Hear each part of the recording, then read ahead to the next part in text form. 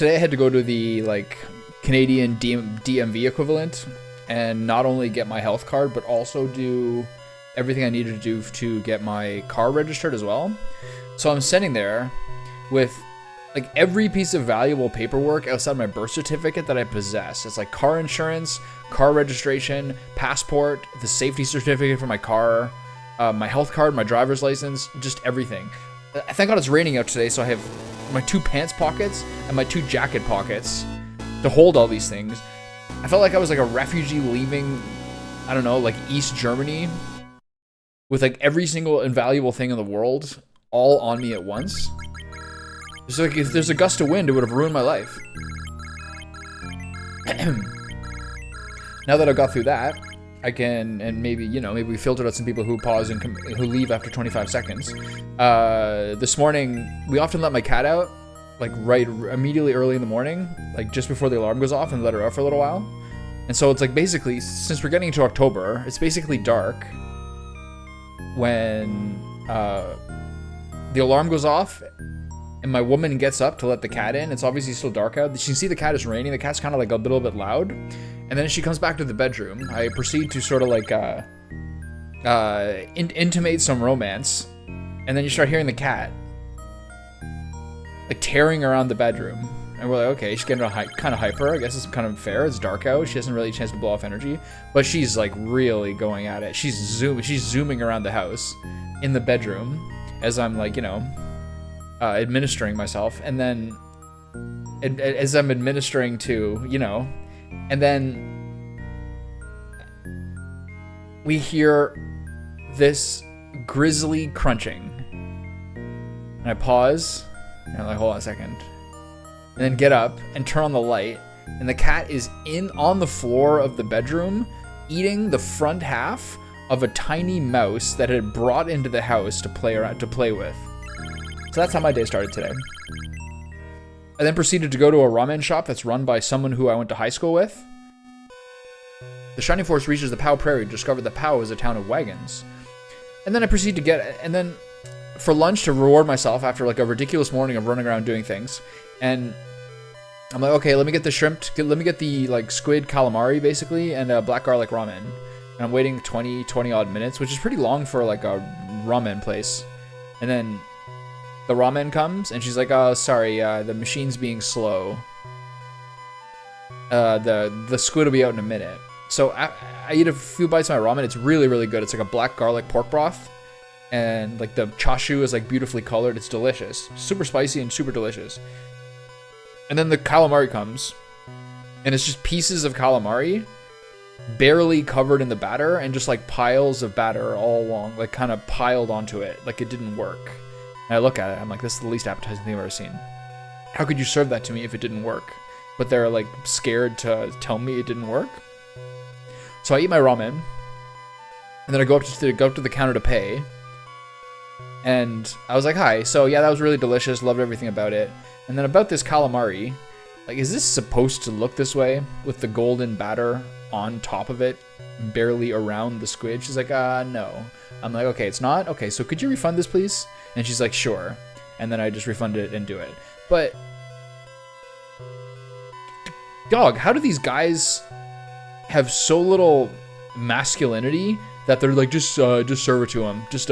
We totally fucked it up, but you know, just serve it to him. It's fine. Like, how do you not man up and be like, hey, this didn't work out, or remake it to me? Also, it's supposed to be my appetizer, so it comes afterwards and is so dog shit. Low grade behavior. So those are my stories. All right, here we go. Have you heard about General Elliot? Yes, he's definitely my type, but why is he on Runefest side? I just don't get it. Oh my god, like, he's so cute, but like, why is he Republican? Welcome to POW, a town that's truly on the move. I was playing Warp Tank on UFO 50 yesterday. That game is so cool. I'm kind of lost. I don't know what level to do next, but that was like my favorite, most unique, creative one of the UFO 50 games I've played so far, probably. Welcome to my item shop. It's not much to look at, but I have lots of stuff. Deals? No deals? What do you got then, scrub? Ooh, power ring, shield rings. We got 8 Gs. We're rich. Doesn't this fight start with stop and go, there's no matter life, it's really starting to bother me. Isn't this the one where You fight Elliot like right from the jump, like battle 1 or something. Battle 2. You fight and then it moves, and then you fight again, right? And then you fight the guy inside the place. How's this work? Nice to meet you, Thermus. I've been hearing the rumors and I've been wanting to meet you. I have something important to tell you about Runefast. Will you listen? Yes. Good, for what I have to say should interest you. Until just a year ago, Runefast was an ordinary peaceful country, just like Guardian. With a name like Runefast, that sounds so evil. Things turned for the worse ever since Dark Souls showed up. He swayed King Ramandu by telling him he could conquer the world as long as he had the legacy of the gods in hand. Our king grew stranger by the day and began invading other countries. I am a subject of Runefast. I cannot go against my king's orders, and I cannot avoid fighting you. But remember this, Dark Soul himself is the source of this disaster. I haven't yet introduced myself. My name is Elliot. When we meet next, it will be on the battlefield. Right? Say, that was General Elliot, a fine being, so they say. Something I've been enjoying reading about is how Starfield came out with the expansion and just no one gives a shit. They're like, it's mediocre, you can finish the story in a couple of hours, and it's like 42% positive. Runefast Guardian of the Ancients, I can't worry about such things. Like, what exactly happened to Bethesda? Did they, like, coast for too long on the Skyrim joy? Thermus opens a treasure chest, discovers a guard sword, passes it to Pele. Guard sword. Who can use a guard sword? You already have one. Give it to May. Give her the triple sword. She's the only other sword owner, right? Who are you? Where's Vankar? You're supposed to stop strangers. This is a place where you get 3 more characters. This was something I found when I played the Brothers mod. This is a weird part of the game where you get far too many characters at this one level, or it's sort of like overkill. Like at Gunts, Vankar, and Kokichi, like basically all now in the next like hour. We travel all over Pao Prairie, and we're getting ready to leave right now. If you want weapons, you come to the right place. Deals? Sorry, no deals today. Anything else? What do you need then? Buy? What would you like? Cross sword. Here's all 5 swords. Bronze lance, power lance, guard lance, spear, doom lance, no. Hand axe, power axe, guard axe, throw axe, wooden axe, heavy arrow, blade arrow, doom arrow, wooden staff. I don't want any of these things. Wait, hold on. Isn't there one person who still has no good staff? Should I give something to Arthur? I think a guard lance to Arthur is fine.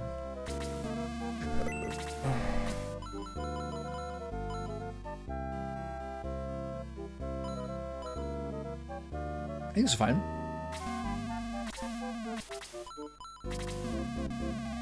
I'm not going to do anything with Pele, because Pele's advantage is extremely high mobility. Who cares?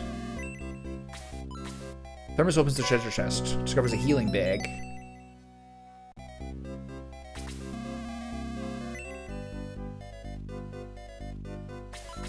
Traveling towns, POW journeys, and many more books. Here's Ernest. I'm Ernest. Babelzak destroyed my town. I want revenge. Even if you defeat Elliot, there's still Babelzak to get past. Good luck! I could have sworn there's like more treasure. We travel up. Yeah, okay. I could have sworn there's more treasure. I feel like generally speaking, most treasure chests on the field map have been removed. Oh, I am very caffeinated. I'm worried about the train driver. He's talking to those engines too much. That's what you want in a train driver. You want a slight bit of the tism. We'll move again soon. We're going to Ulaanbaatar. Mongolia?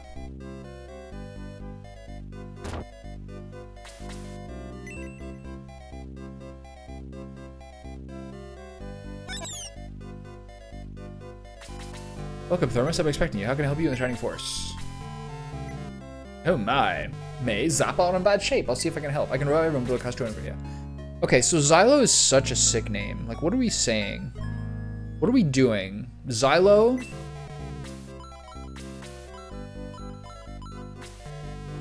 You understand how much better a name Xylo is? Not only for that guy. Zappa is silly. Xylo is perfect. Rare Translator W.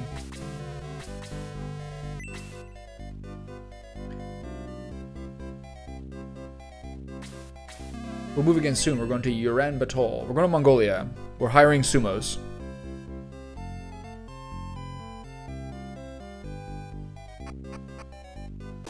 I was looking to the Yokozunas in sumo. There's something like 64 or 68 or something in that range. Total sumos ever. Hey, buddy. Do you like my helmet? I do. Something like that ever. And then Obviously, all of them were Japanese up until the 1980s or 1990s, where there's the first guy who's from American Samoa. And now 2 of the last 3, or a large number of the most recent sumos, are all Mongolian. And despite this being a somewhat controversial statement, I truly believe the Asian physiognomy is massively superior for sumo due to their immensely strong legs and low center of gravity. And it makes sense that Mongolians would generally be the best for having basically sharing that same physiognomy, but also being absolute titanically large men. I also wonder sort of whether people who are from Asia like better metabolize the like diet that they use to gain weight. Honestly, wonder whether that's the case.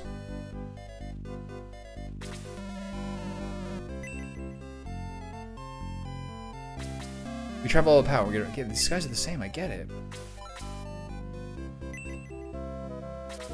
Engine driver decides where we stop every day. It's a mystery to the rest of us. Wow. Okay.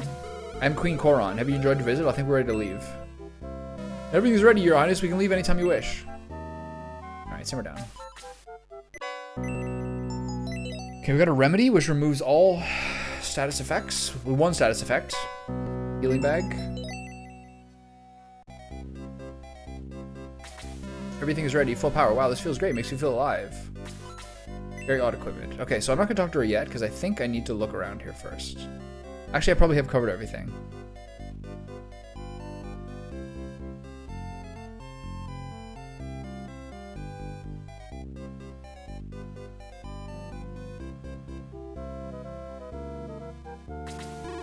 These are weird, like sheep-pig hybrid. The color scheme is not pig-like, is not sheep-like. Okay, we're good, right? Everything's covered. I'm not gonna change in my party member. I'm not gonna add Pele.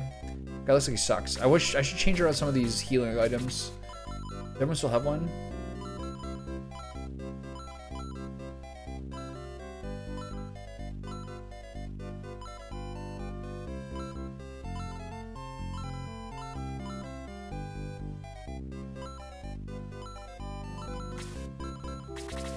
Who gets a spear? I can give it to Arthur, right? Okay. I'm not sure what the healing bag does. I don't think it's necessary yet. I hear the engine. It's almost time to leave. Alright, these guys are raring to go. I love it. I got an interesting lesson in a streamer networking yesterday, where I gave 5 gifted subs to Josie's channel on his birthday at the beginning of his sub month, and 5 of his friends followed me.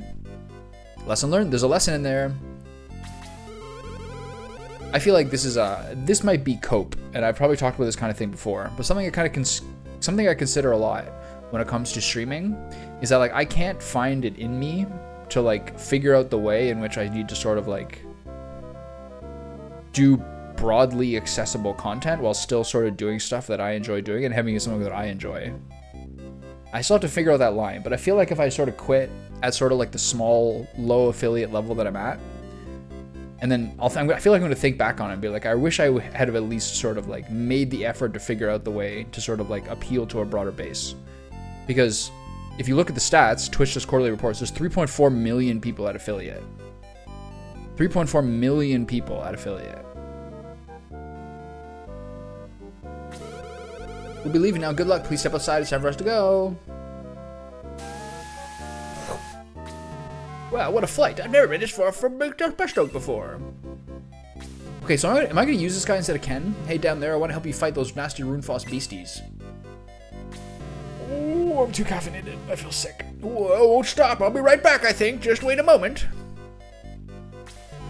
I'm joining up, youngster. I figure you need some experience on this team. Excuse me.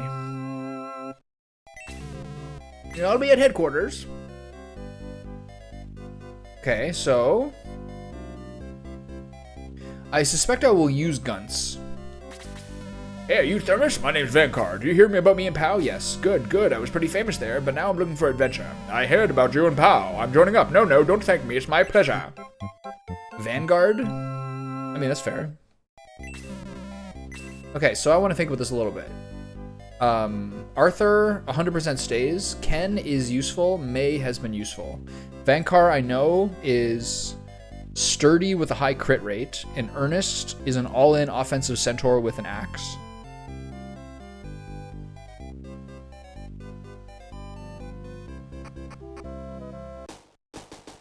Kokichi is very high range and access to spears.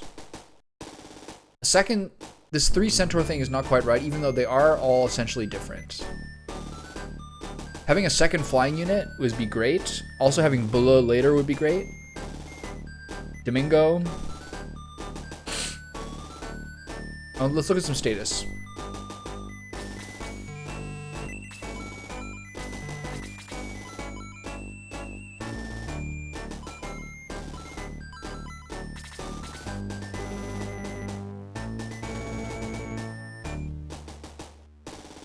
$36, $22, $7, $16.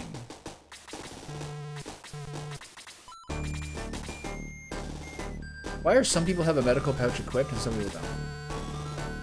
What's the deal with that?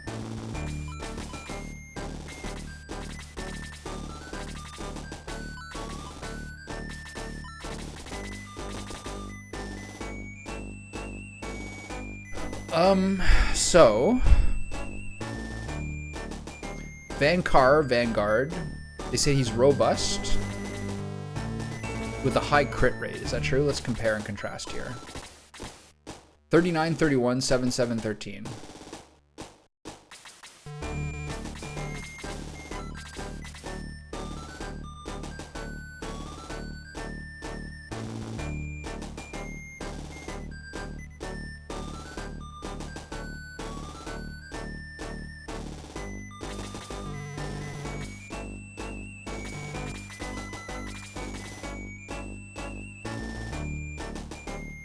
Her attack is 26.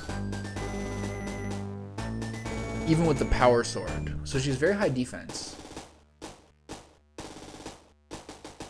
Having the sword is useful because of Frost Sword, but not really. We already have a lot of magic damage. So, to review, if you look at the Shining Force,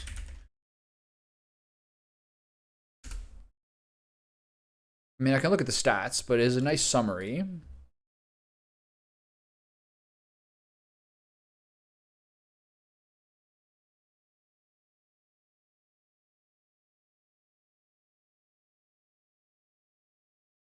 Defense-oriented sword wielder. We have 2 sword wielders with Balbaroi and Thermus.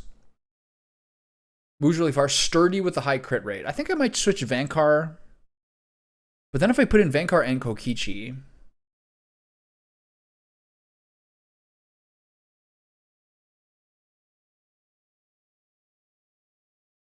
I'm going to use all 4 of these. Maybe not Adam because I got him so late. But I'm going to use 1, 2, 3, let's say. How many characters do you get in this game?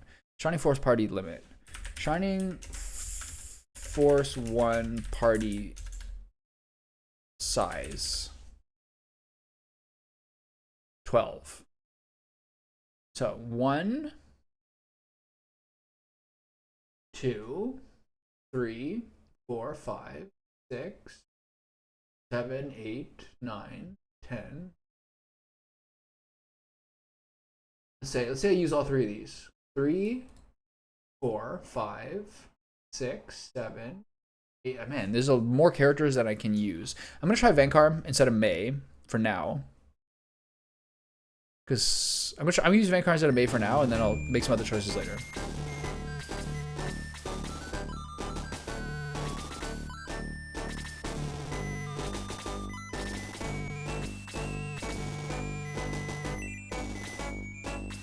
And then what about Kokichi?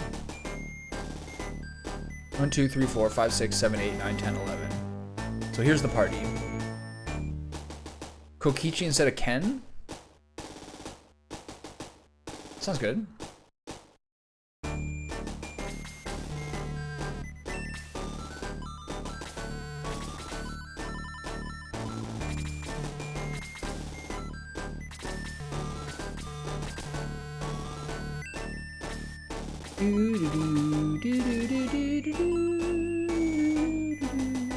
So I'm gonna give the Frost Sword to Balbaroi.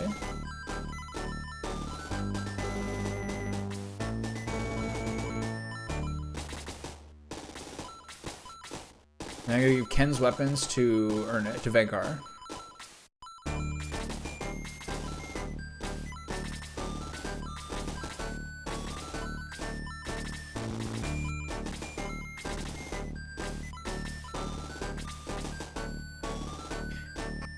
What about Kokichi? How's this wacky mod going? It's amazing. It's so good. The best strengths of it are it changes the terrain in most levels so that you have a lot less time traveling in mid-fight and you're in combat more often. It's pretty well balanced. The bosses are still challenging, but not that challenging. And you're in combat more often. You're often in trouble in the first third.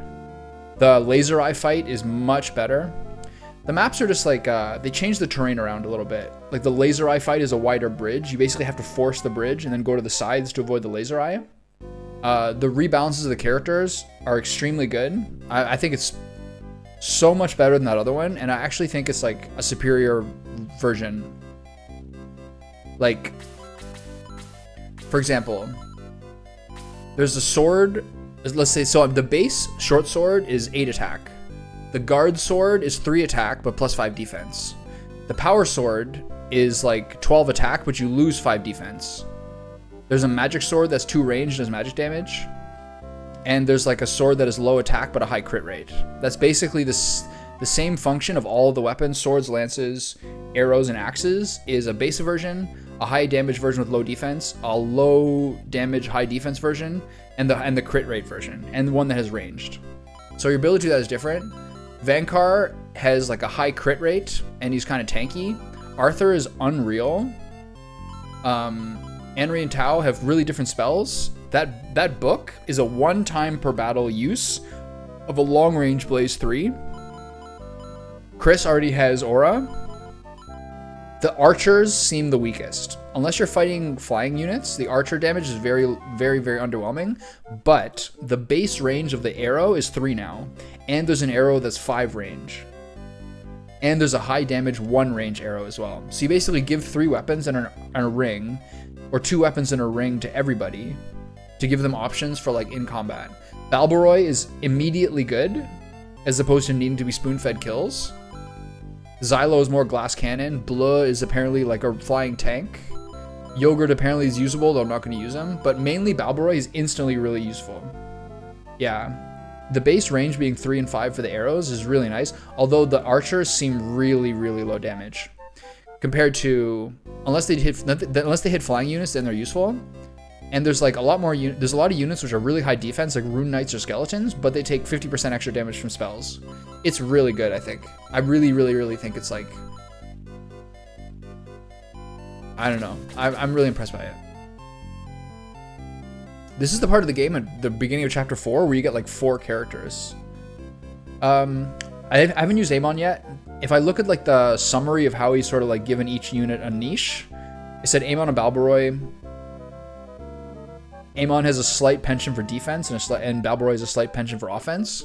So I don't really see a point of having a flying unit who's a little more defensive. I think Domingo, Bleu, Kokichi, Balbaroy, I might use all 4 for the 12. But I don't see the point of anyone who I've used in this game who's got kind of higher defense just means they get less XP. Anyway, I'm really, really enjoying it. I like it more than that other one, and I would say it's like more balanced than the original game. The promotion level is 18, but they encourage you to go wait till 20. Because like XP rolls over at 100, like Shining Force 2, which is a change. I'm really curious to see what it's like later. I think all the late game weapons are the same once you get promoted, so we'll see what that's like. But yeah, I wonder. Guns is supposed to be tanky. I could use someone who's tanky, but offense obviously trumps defense. It's nice though. The time for battle has come. Shining Force, nay, Thermus, come at me with full force. You spelled force wrong. I too will devote my all. General Elliot is said to be the finest swordsman in all of Rune. Take care, Thermus. A lot of battles have a guy with 100 health in it. Like that battle where you get ambushed in the chapel, there's a ghoul with 100 health who like finishes the battle. There's like the Master Mage in the Laser Eye, in the battle before the Laser Eye battle, where you rescue the townsfolk. There's another guy there where Dark Mage is like 100 health. So there's more like kind of boss characters. This battle looks the same. You can't really change this one. But another thing is like you look at each character and they'll have different weapons. So if you're smart about it, you can see that like, oh, this guy's got your basic arrow.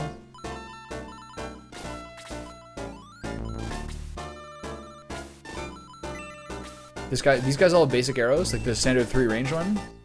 These guys, these lizard men have now twice in the last 2 battles 100% crit my hero and killed him, which are my only 2 losses so far. A bit unlucky. So I've been like, okay, well I can't use the reduced defense sword on my hero anytime there's one of these guys in the map, because my hero is 40 health.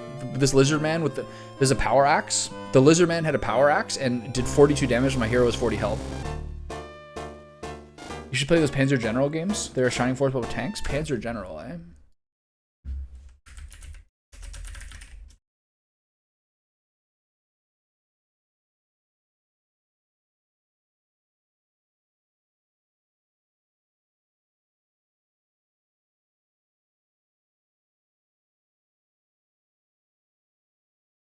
These windows are big enough. Tools, size, large.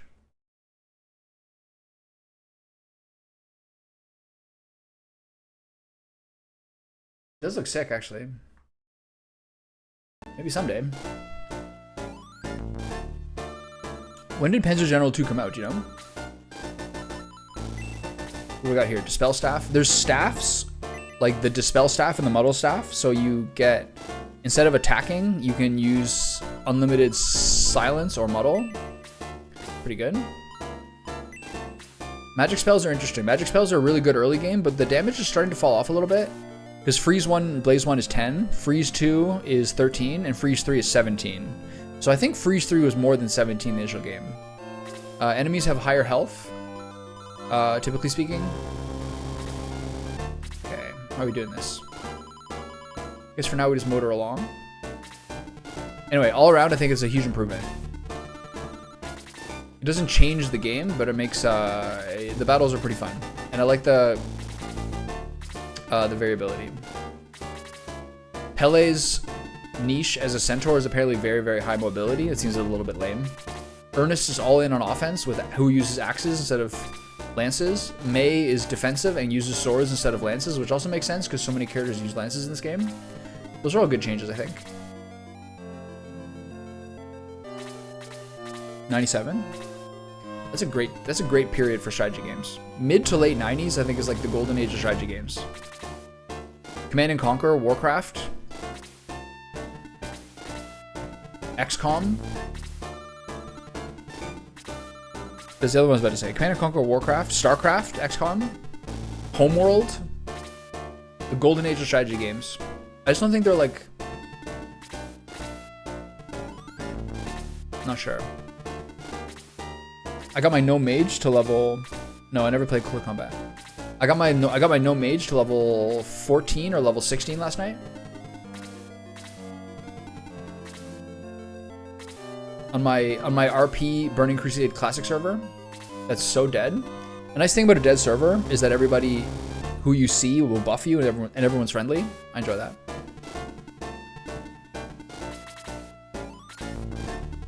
You're doing it completely alone though. I might do some Dead Mines runs. It's kind of fun to do for an hour or two in the evening. I found one of those old leveling guides, and once I hit level 11, I started to go to Darkshore. The only disadvantage of going to Darkshore as a mage is that there's no mage trainers in Darnassus. Not ideal.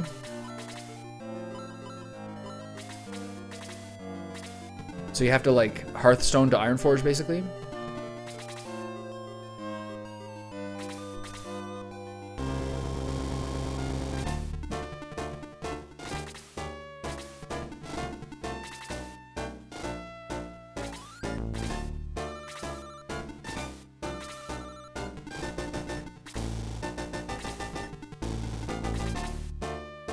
Okay, we pulled the Lizard Men.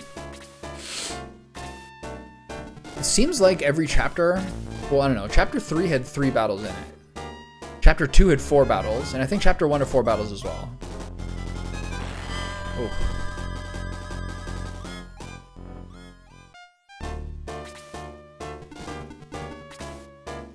They split the healer spells in this game. There's a heal spell and a mend spell. Heal heals for more, but has 1 range, and mend heals for less, but has 2 range, or 3 range. At rank 2.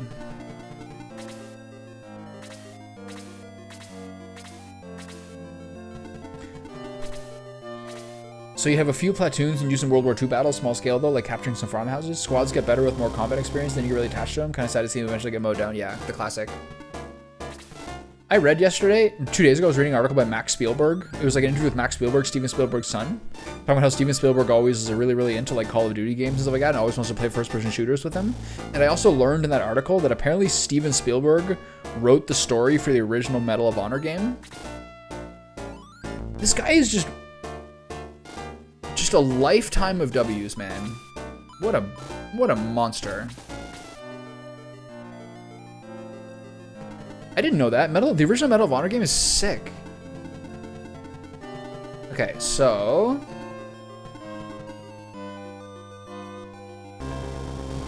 do I want to use his spells at the beginning like I normally do? I think I will. No, I'm just gonna attack. He'll use Spark. I think just attacking is fine. Yeah, I feel the same way. I feel like I actually heard that like 10 years ago, but I've forgotten about it. I love those Medal of Honor games.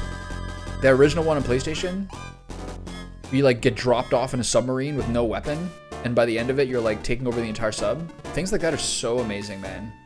What a game. Also, you can buy, in this game, you can buy rings.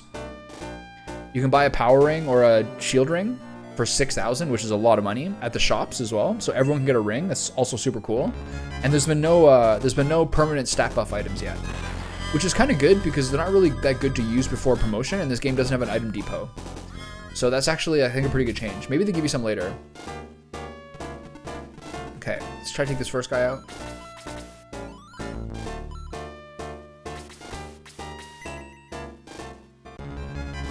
All the early Call of Duty games were very good, I think.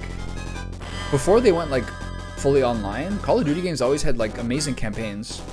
I respect that Spielberg wants to play those. Those are amazing. They're super fun. I probably played the campaign mode of the first like 4 Call of Duty games.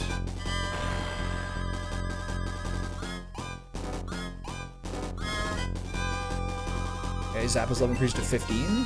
Defense by 1, speed by 2. Okay, so probably by chapter 5 I'll promote. At the end of this chapter. We're on pace to get 18 or 20 probably this chapter. Everyone's around 13 to 15 currently.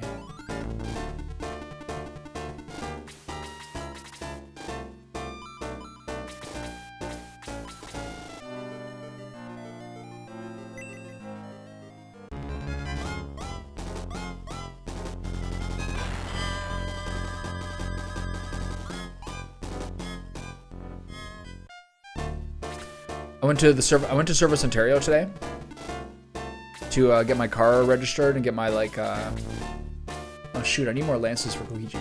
I went to Service Ontario today to like get my like car registered and all these things. They're like, okay, so you came from Quebec, right? But you used to have Ontario plates and Ontario health card? Yeah.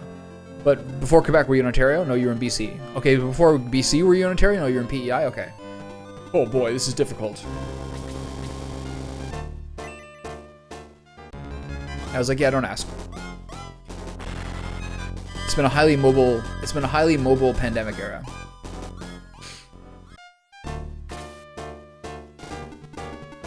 Okay, I can't really attack with him.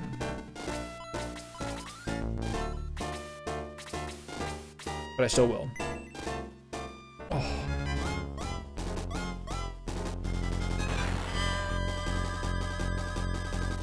Okay, the only person who's taking damage so far is Thermos, as far as I'm aware. I'm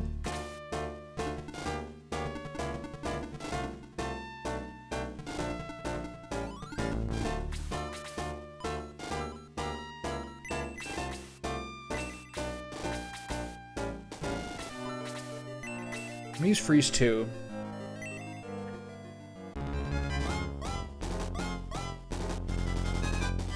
No. I have the temporary one now. They'll just mail it to me soon. I have the paper copy of it now. The only difficulty is like the problem with the health cards has been, or driver's licenses has been, the old ones aren't necessarily getting like canceled properly. Seems like a bunch of like bureaucratic errors.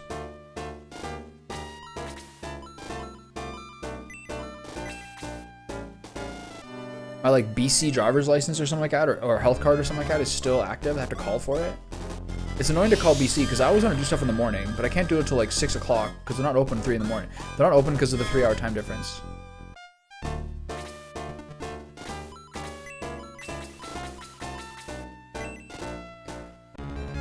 Oh, I'm so caffeinated. Oh my god.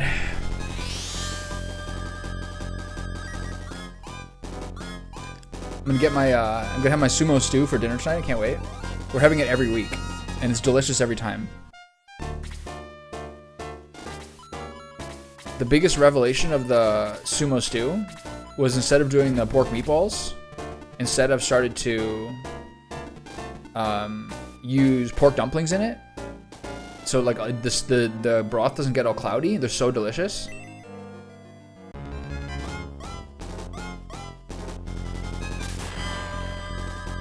Gong is still really useful. The main thing they did to improve Gong was to increase his mobility. That's all he really needed to be better in the normal game, because he gets really good level ups. Yeah, it's so good. So it's once you make the broth, you start simmering it, and they go hot pot style. Bok choy, napa cabbage, both baby bok choy, baby napa cabbage because it's sweeter, carrots, and mushrooms. Amazing.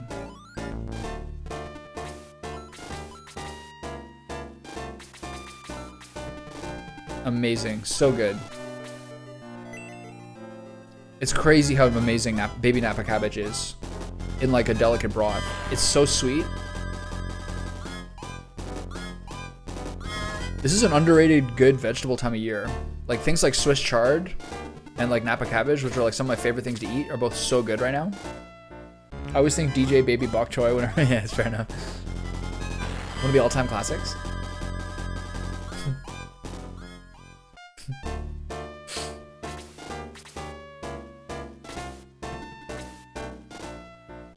The normal bok choy I wouldn't really like using in the stew because they're so big. The baby ones taste better. They're smaller too. Helps a lot. They hate my healer, which I suppose is fair.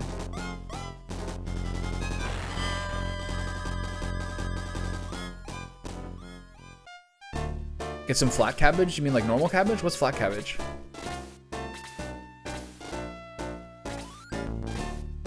Okay, don't kill Balbaroy, please. Nice miss. Another thing they did that's nice in this mod is to lower the double attack percentage from 7% to 1%. Huge fan of that. I hate those double attacks. Flat cabbage is Taiwan cabbage. Hold on, let me check this out.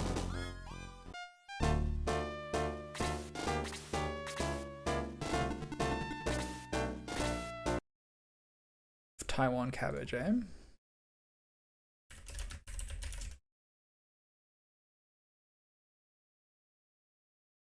Oh, these ones. Yeah.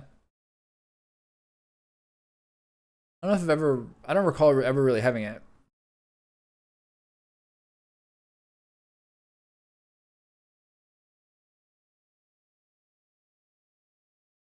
So it's not sweeter and more tender. Who complains about that? It sounds amazing.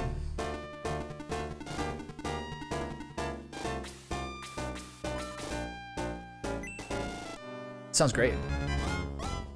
Right now, we're mostly getting our vegetables from, like, we get a farmer's box every 2 weeks. So we're a little bit dependent on what we get from that. But there's only 2 or 3 more before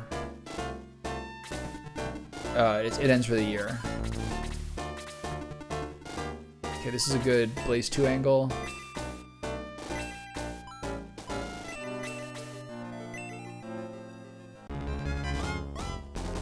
Green cabbage is like the sort of standard cabbage.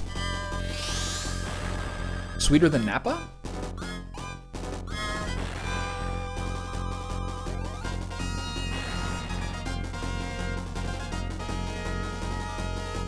I wonder what purple cabbage tastes like. I don't really remember. Alright, boys, let's get in there. Yeah, I can see that. It is very lettuce-like. Not durable at all. It's so leafy. Lugs level increased to 14. Attack level increased by 2. Speed by 1. HP by 1. Lately, because most salmon we eat Lately, because most salmon we eat is like I'll make it on the charcoal or stir fry it, I've really been enjoying getting salmon steaks instead of salmon fillets. It's so much more like, there's so much more fat in it. Salmon fillets are sort of standard, but man.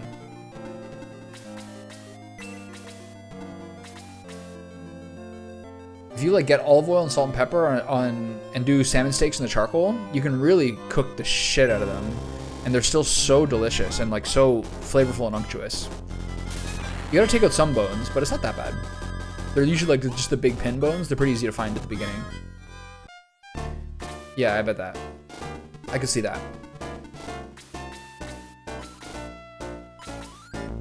Alright, so we're not killing anybody, we're softening everybody up. So Henry and Tao should be able to really get some good juice here. Attaboy. Vanguard, I like this. They finally made him good.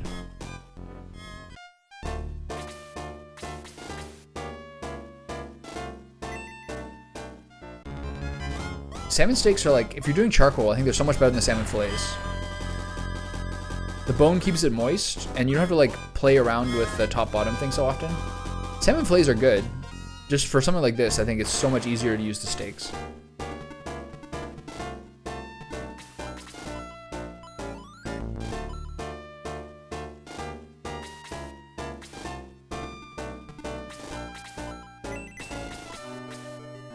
All right, Henry, let's get a level up.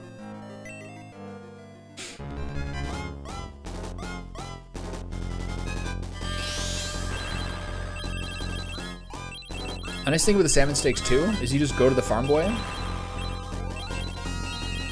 and they'll just slice you the size you want.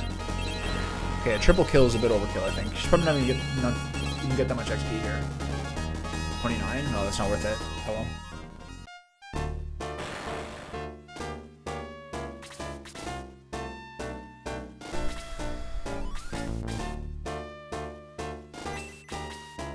What does that mage have left? I would love if this mage doesn't get a turn, but it's not Thermos's idea to do. I don't want to get one shot. The Swiss chard we used for dinner last night, I just did sort of standard Swiss chard with shallots and olive oil and butter. And they're so red that like the shallots were sort of like this like crimson color after like the Swiss chard had melted down. It's so delicious. It looks so good too. Max HP by 3. Pretty bad level for my boy Thermos there. Okay, let's get a second AoE shot here. This is probably not a good idea with her being this low. Whatever, we got heals coming, I think.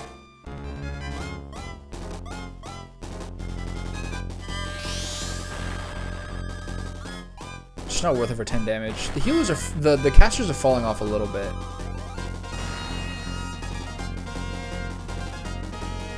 Chapter 1 and 2, they're like by far the most important members. Speed by 1, now Blast became 2. But now the damage is too low for how big the health pools are. Okay, so who needs heals here?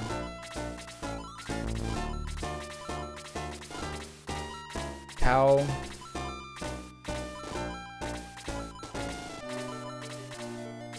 Okay.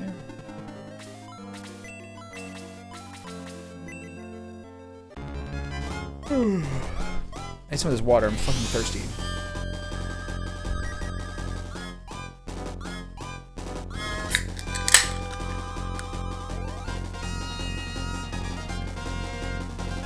Woo! Look at that baby! Look at that baby blubber up.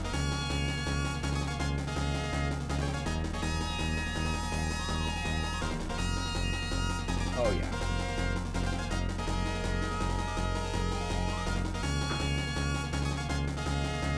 It's a lime sparkling water with a bit of baking soda at the bottom of the glass.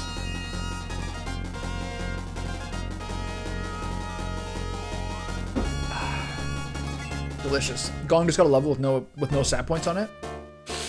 That's just great. All right, Kokichi, let's get you on the map here.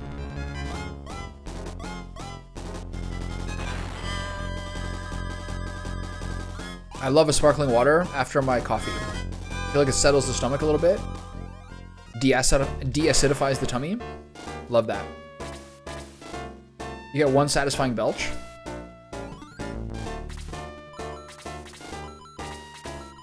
Okay, I got a really nice aura here.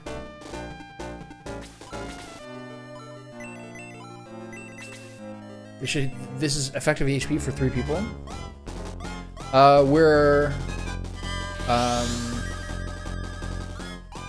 We did, so after we finished Better Call Saul, there's a long break, we didn't watch anything. And then we watched Ghibli movies up until Spirited Away, or the one after that. We've kind of fallen off the Ghibli movies because we just don't really have time to watch movies in the evenings now. So we're watching Breaking Bad. So we're about 1/3 of the way through season 2. And hugely enjoying it. Massively enjoying it. Favorite Ghibli? Spirited Away. Probably. Yeah, nothing earth-shattering.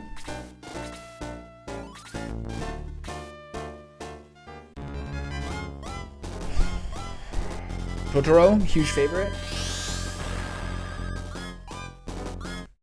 What else did we like? I want to just review which ones we watched. Mononoke was a little slow for her, I think. Miyazaki movies. Let me just review which ones we saw. Give me in order.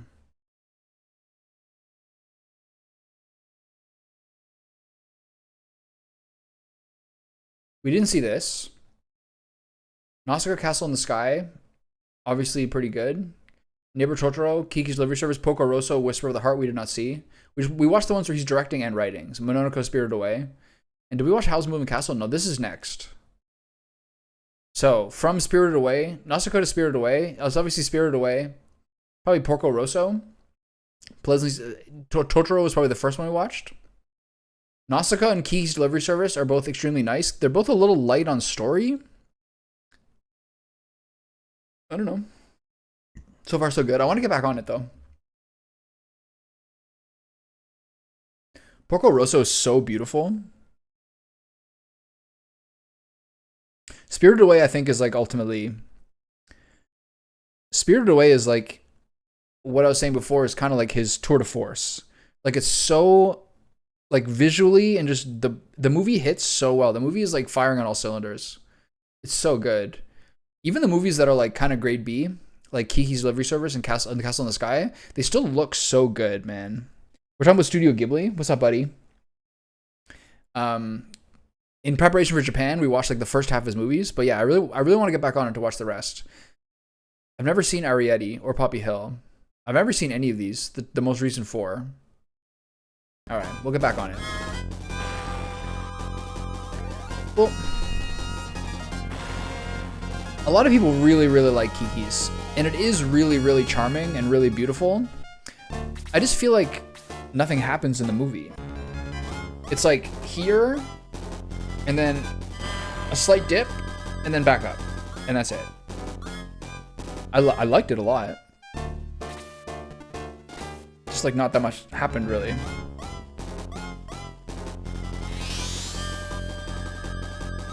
I'd like to see it in a double. Yeah, the soundtrack's amazing. The soundtrack's really good.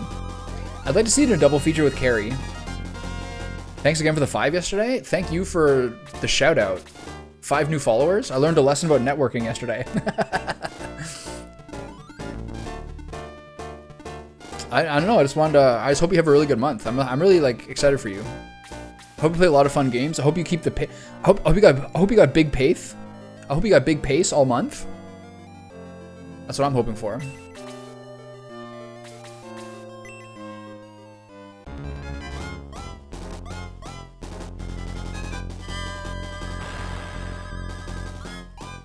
Okay, big kill there. I like that.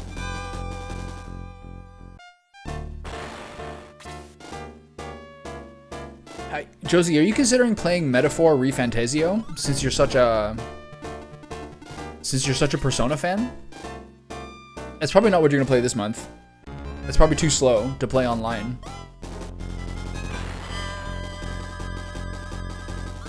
The reviews are good though. But I don't think you want to drop like 100 hours into a game though, right?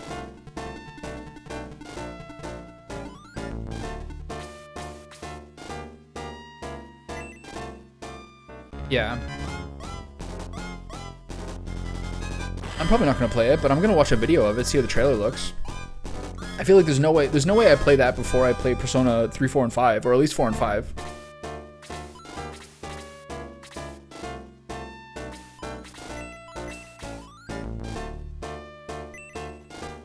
Those games just seem like so up my alley in terms of like the day-night cycle and like the planning and schedule.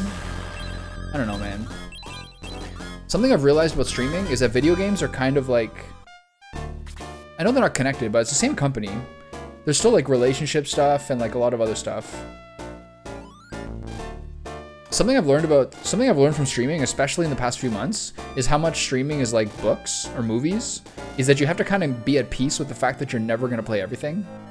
And you just gotta kind of wrap your head around that. I might start playing new stuff more often and less old stuff. But I'll try to find a balance.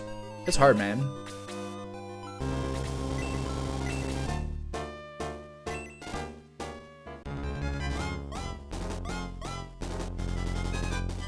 You played Persona 3 Remaster, right?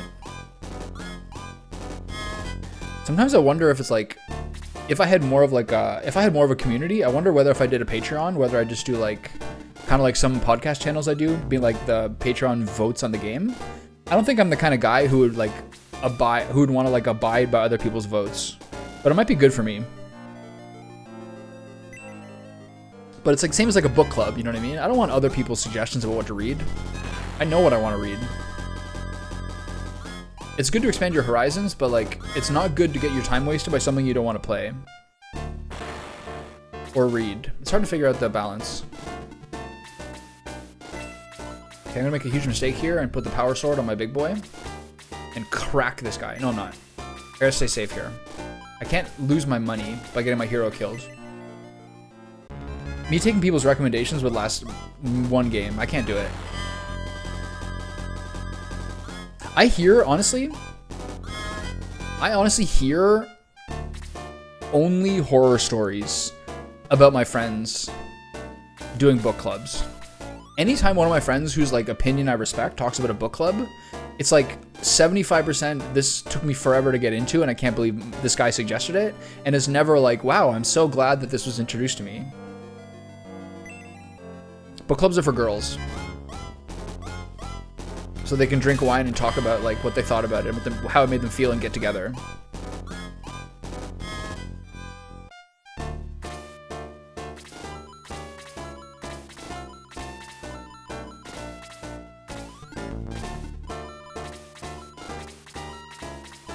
Okay, who's lowest? These ones over here. I got a nice little aura over here if I want to give it to Chris. Who needs heals? These three? It's pretty good actually. I'm gonna heal Zappa. Keep up the big pace here. The Kite Runner. I've read that. It was depressing. I agree.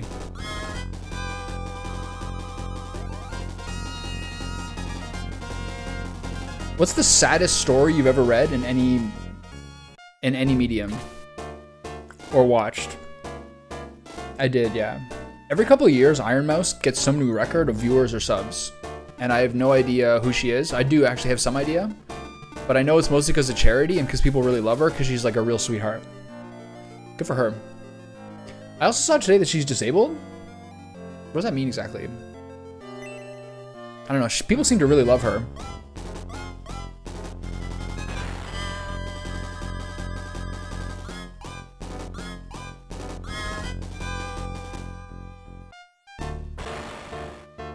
I do understand why, I do generally understand why VTubing is like a really good, like kind of trend in streaming for people to be able to make their own personality. I think it's a positive for a lot of people who wouldn't want to like show themselves, especially girls who get harassed so much. Women at Brewster Place?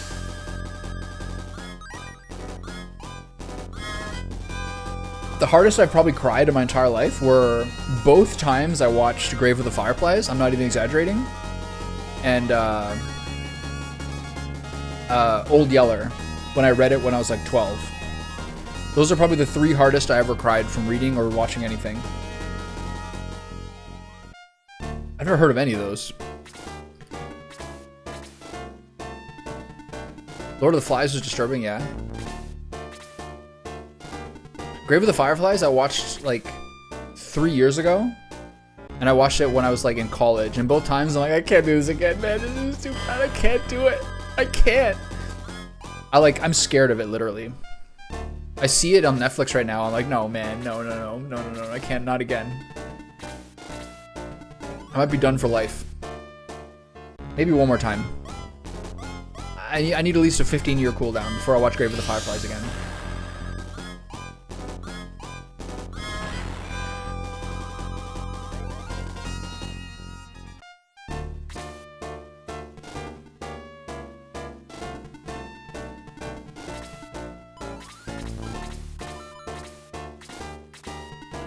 This battle's going really slowly. These guys all have huge health pools.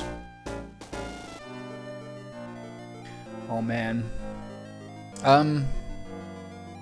In some ways it's great. In some ways it's like so heart-wrenching that it's like I think people should experience it once.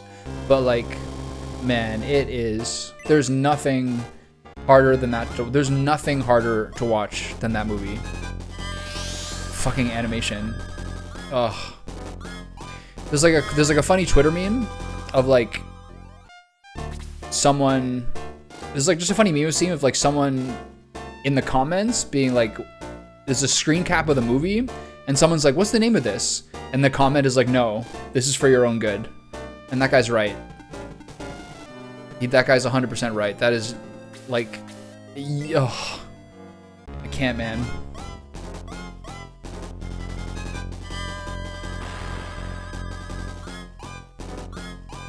But yeah, Lord of the Flies is a bit of a tummy twister for sure.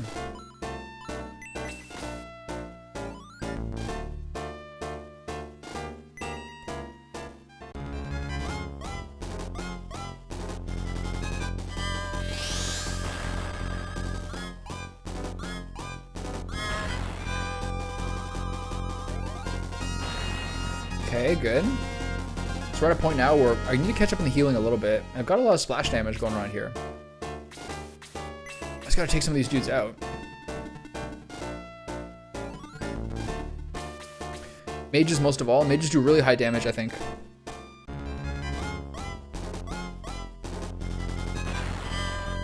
I feel like Kokichi's animation is different. Just in the original game, doesn't Kokichi spin?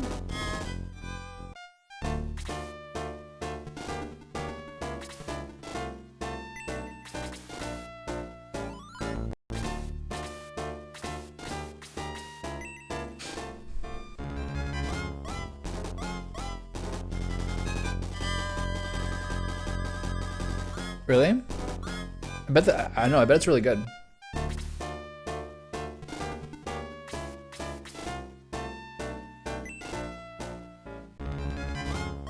I'll look it up.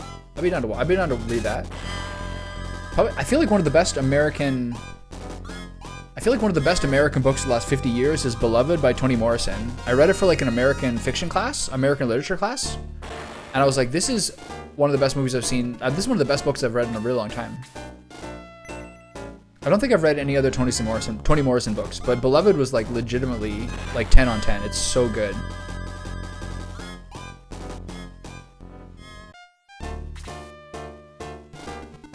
Like genuinely, extremely, extremely good. I know Timothy Findley. I've heard that name. I don't know if I've read any of his books.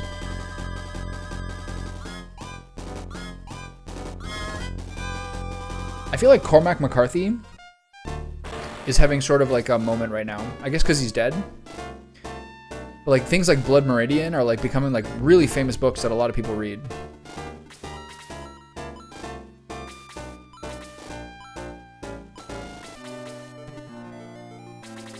I've never read Blood Meridian.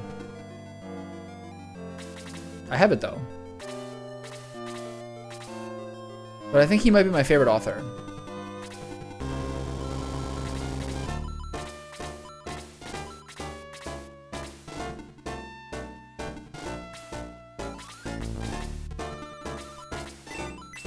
The Border Trilogy, No Country for Old Men, The Road, Suttree was good.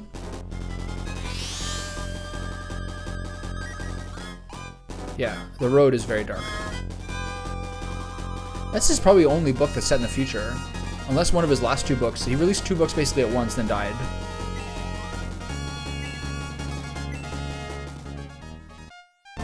everything he makes is so good, I think.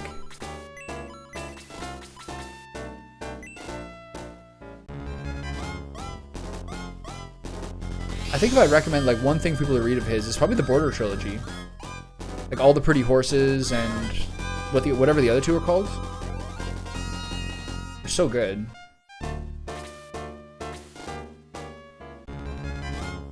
Or just No Country for Old Men.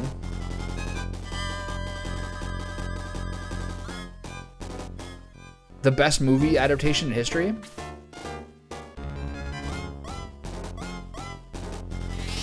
The most like on point movie adaptation like probably ever made, or at least a candidate for it.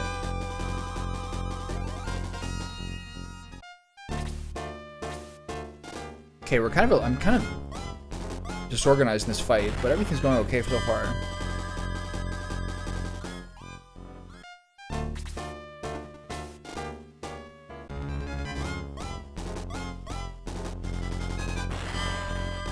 No one's died yet. That's good. Elliot's staying to the end. It's a bit weird. Elliot is not, like, it's just Elliot and the artillery and the other guy with him. So it should be a pretty manageable boss fight as long as we're healed up. I like the things they did with, to differentiate Luke and Gort. Gort's very tanky. Luke is like glass cannon. It's crazy. I'm gonna take the healer out. Oh. I finally signed up for a gym membership. Instead of going to like one of the Good Lives, we'll have to drive like 15 minutes to the gym every day. There's a gym opening up near me that's like, there's one in Toronto. It's called Altea. It's expensive. But really, really, really, really well equipped. And it opens near the end of November. But like fully equipped, like everything. Like so many extra rooms and like yoga classes and like recovery rooms and saunas and everything. I mean, I'd rather pay $130 for something really good that's 5 minutes away than pay $90 for something that's like not even that good that I have to drive far to. It's a little bit ridiculous. I've never paid more than like 60 or 80 in my life, but you gotta do what you gotta do. Ottawa's a little slim for gyms. I've also seen slim gyms. Yeah, snap into a slim gym. I've also seen something where people are saying that like, it seems like the middle class. Yeah, what, $5?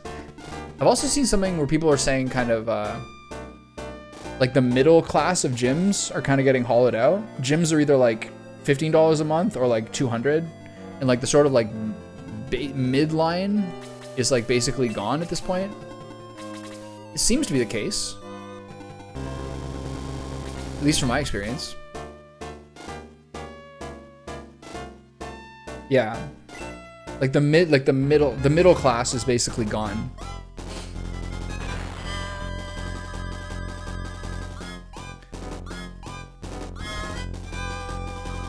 Trevor's ahead of the trend with the home gym. If people can find motivation doing the home gym, there's a lot of advantages to it.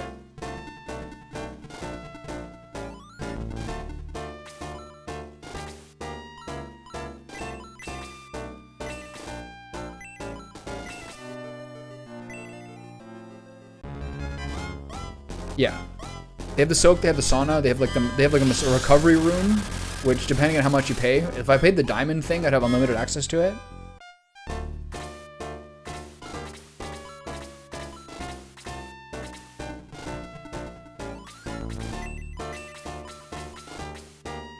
The thing with the sauna is like, the guy who I get my workout programs from, and other people as well, are like, I don't like the idea of doing the sauna right after the gym because it's too dehydrating.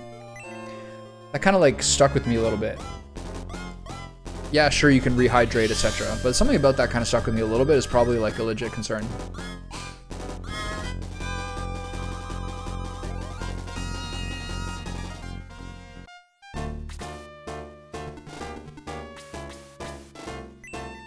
Like almost do it on different days, or do it on like an off day or something like that.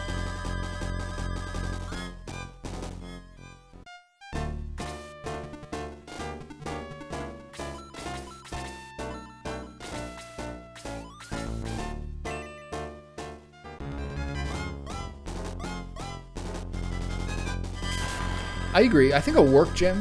Wow, I can't believe how bad these are. I think a work gym with a shower is best to me personally, because I kind of like to get that energy out in the morning. I don't like to go to the gym after work or on a lunch break or something. If I can go in the morning, Kim Wexler style, and then kind of like get ready for work after that or something like that, I think it's the best system.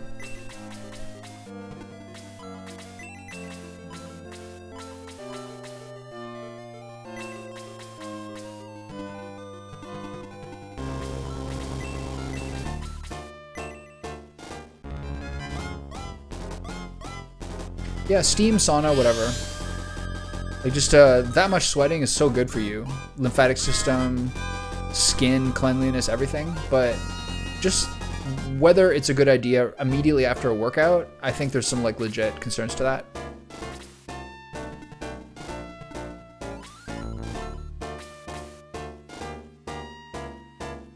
$10 a.m. is workout. 10 a.m. is your favorite time. That's about the same for me, yeah. Past 10 feels too late. Before that, sometimes it's a little bit hard to like be ready for it. Yeah, I think around 9 or 10 is ideal. I'm happy if I get there by 9, but if I get there by 10, it's still good. That's the way I look at it. Yeah. And then to me, going in the evening, it's fine, but I don't want to carry that energy around all day. I'd rather be like delightfully relaxed all day than like be waiting for it and then be kind of like a little bit overtired in the evening.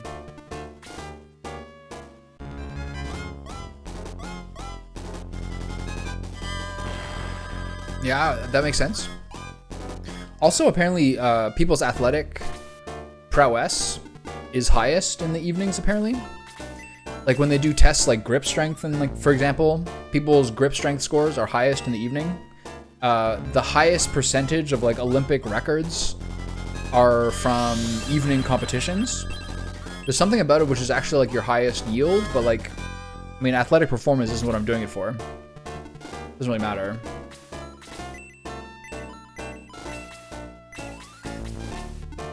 But there are some advantages to that part of it. Apparently people are at their best at that point of the day.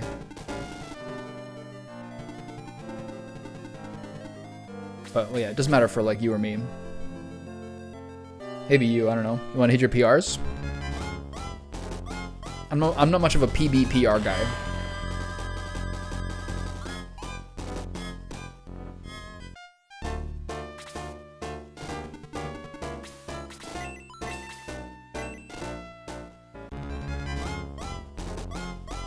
I'm a form over function guy.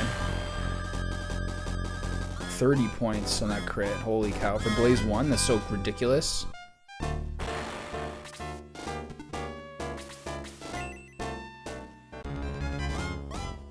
What is it? Like you're working toward it now? The rare double attack. I like that. 700. I was gonna guess 500. I'm like, no, I think he's past that already. Yeah, I know what you mean. That's like when I hit 200 pounds. I'm like, okay. I'm good.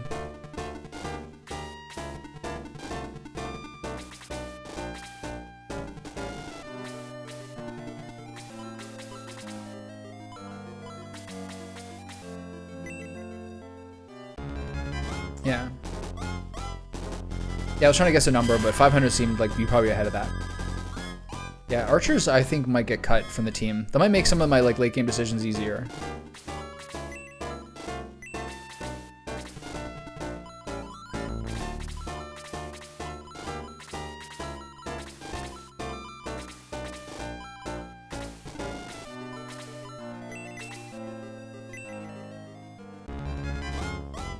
Did you have like a plan to scale up to 700?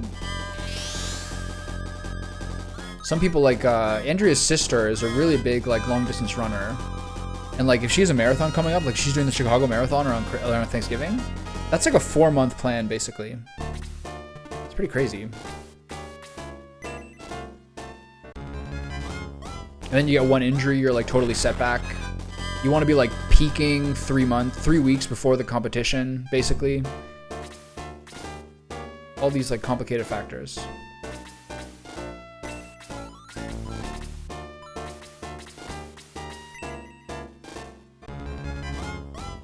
Yeah. Yeah, I've read the same. Really frequently going for 1 rep maxes is like a license to injure yourself, basically, from what I gather.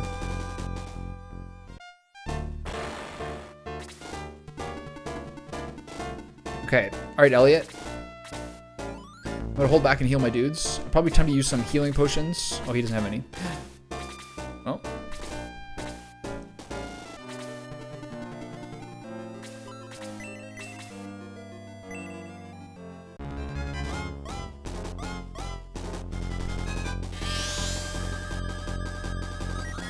I think bench and deadlift are like 2 of the ones that lead to injury.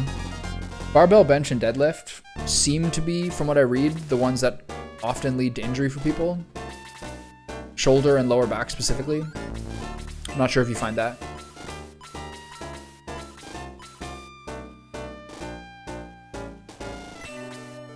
Okay, Zylo can heal himself.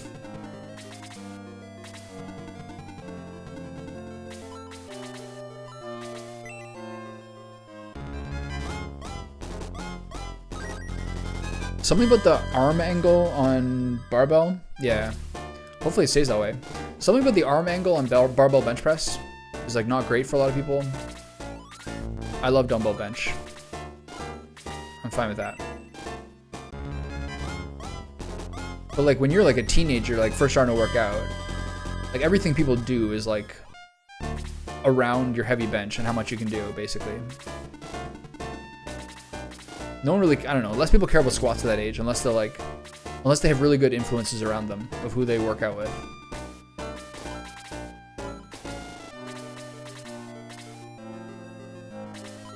Who still needs heals? Kokichi and Luke, okay.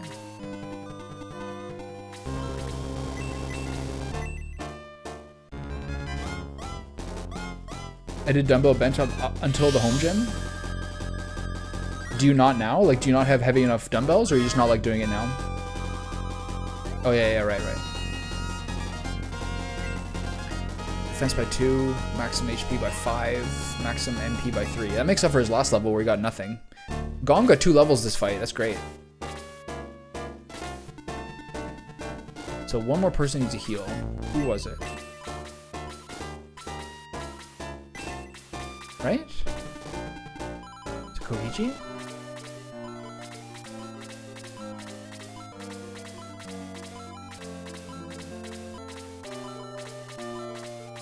Oh, we're good. Alright. And we get a bit closer. Let's see if we can pull this dude.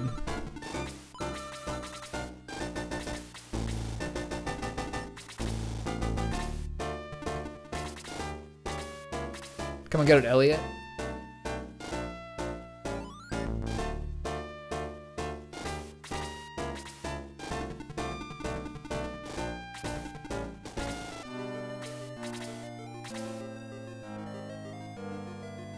Okay, I'm gonna wait for his next turn, and then we'll give it to him.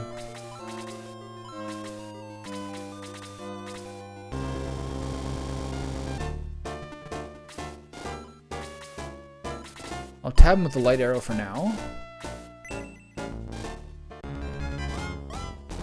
How much health does he have? Yeah, I don't know. I think the archers are gonna get cut. The damage is so bad. How much health does he have? 224. Holy shit. Wow, no wonder he's here alone. Okay, hit yourself to a normal. 224? The most a boss's head so far is 130. Elliot.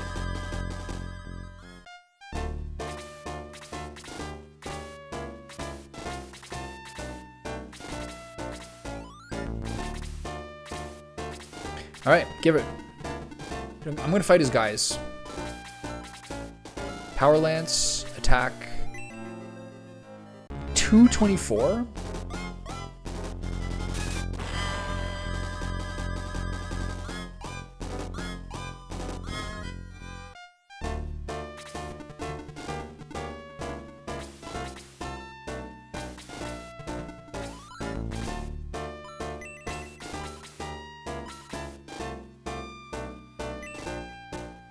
Alright, here we go.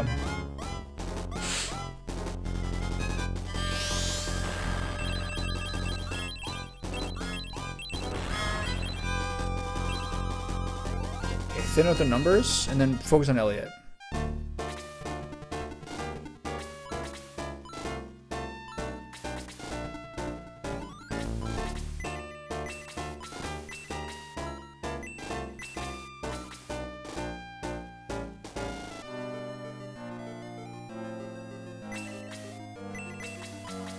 I want to see how much this does.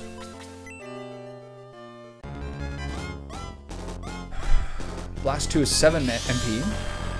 10 points of damage. Not bad. I'm just hitting one more target this way. So the artillery takes fire damage. Okay, duly noted. Takes additional magic damage. 45 XP for Tau. I love that. Increased to 16. Attack by 2, speed by 2. Could be worse. Okay, take out the artillery. And then let's get pounded into the dust by Elliot. Oh, Gong, you dumb bitch. How do you miss a stationary tank? Are you using the guard sword? Yes. Power ring. This is a little stupid. 2 misses in a row on an artillery. Tell me that makes sense.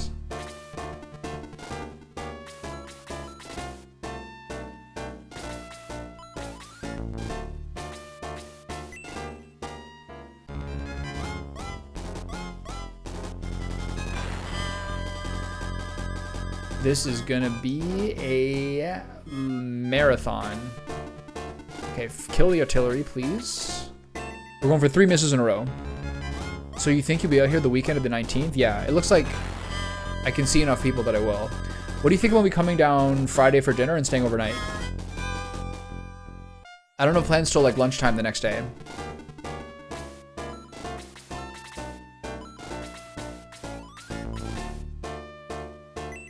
Excellent. Great. I'll be there for like 6 on Friday. I'm gonna drive. I can't believe I just did 1 damage there. What a game. Of course this guy now gets a 4-man attack because he missed 2 attacks on him for 1. Wow, there's an AoE. This is so bad. I might actually lose my main character now because of this. This is like an all-time tragedy. That this guy, I missed 2 attacks on this guy, then I hit him for 1 after that. Elliot's gonna have my balls. Oh my god. Yeah, true. That part will suck. Maybe I'll leave earlier. I like how my main character, I like how my mage hits him for 2 and my archer hits him for 1. Diane, you are cut. Okay. He doesn't have any spells or anything, does he? He has a steel blade, so he's an upgraded weapon. I'm a little worried here that he's gonna one-shot my hero. But for now, we just go to town on him. I don't know, pretty cool. AoE shot by the artillery? Maybe I get that later. Okay, we've done 14, 6, and 1 damage so far, so that means he's at 203.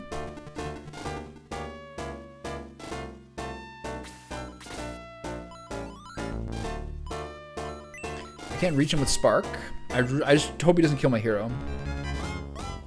Yeah, sure. I mean, I'll let you know when I get into the town and how, like, the traffic goes. And then whatever we're doing, I'm good with.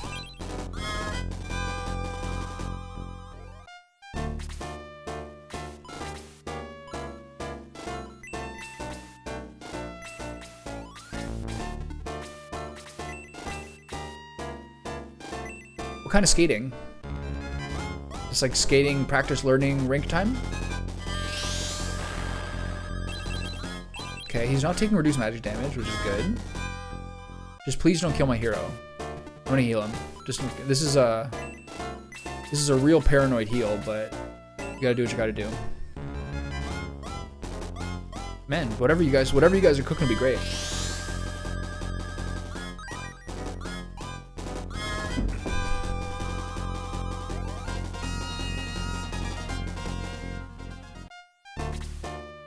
Okay, he's hitting Kokichi, not Thermos. I like that. Let's see how hard he hits him. He missed. Yeah, hit the flying guy. Keep that up. Okay, I gotta sort out who's attacking here. I think Balbaroy is not it. Fuck it, we ball. I'll probably move Thermus. I can only hit him with 4 guys here. Balbaroy and Kokichi are not going to be doing the max damage. Nice dodge, buddy.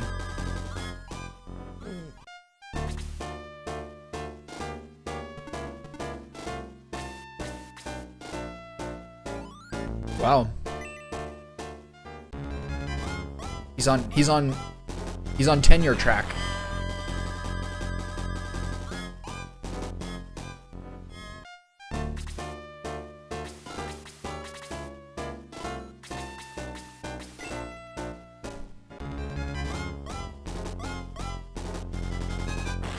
It's ironic that his name is Vanguard, and he's throwing a spear from two squares away.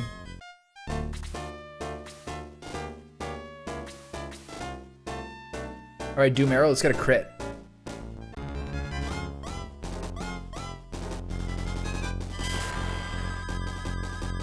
Yeah, I think Diane is not.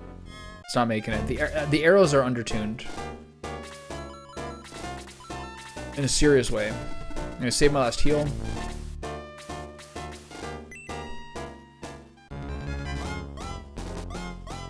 Maybe Lyle might have a chance later.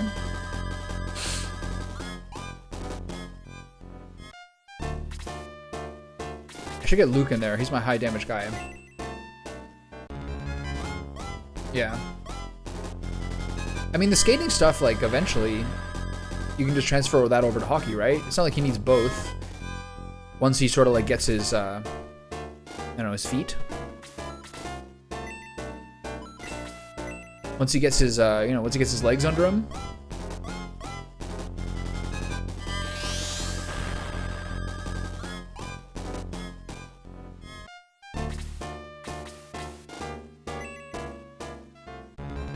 Yeah.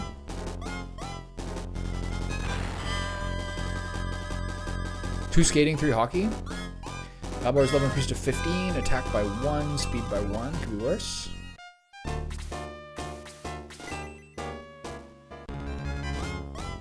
Yeah, fair enough. Whatever he likes, right? Kind of trick him into it. Trick him into the athletics. Smart.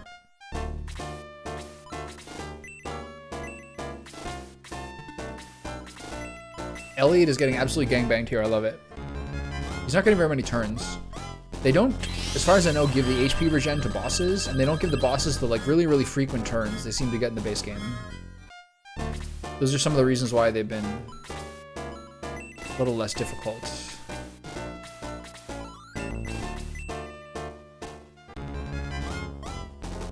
Nice.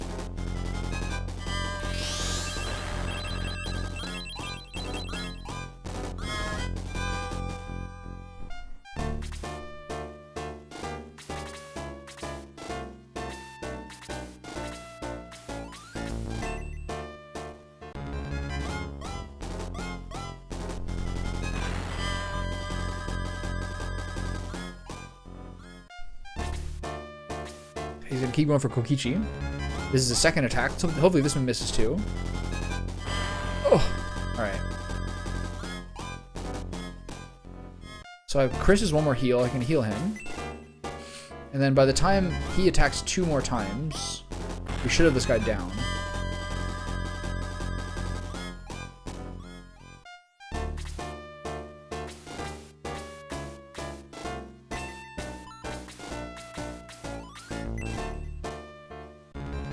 Okay, thanks, buddy. This guy's pretty easy. The bosses are a little undertuned in this game, I think. Although the battles are pretty challenging. Okay, have fun.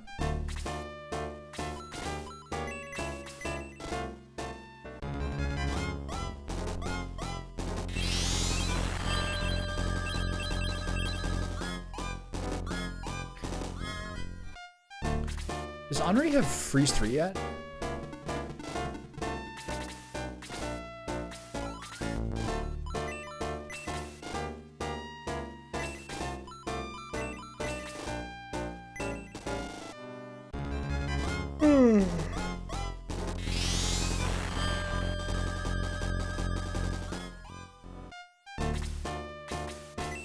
Alright, really giving this guy the business here. I need Gong to get a heal before Elliot's next turn.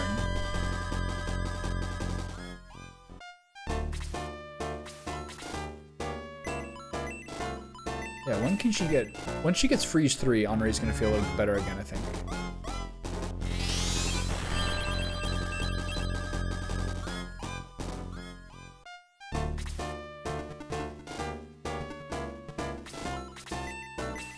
Okay, so this should take me all the way to the end.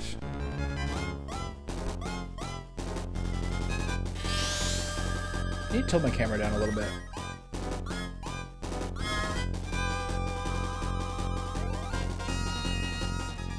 I think I said that 2 days ago.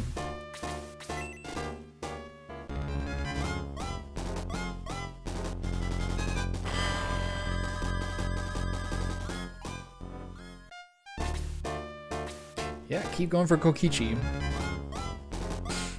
I'm not complaining.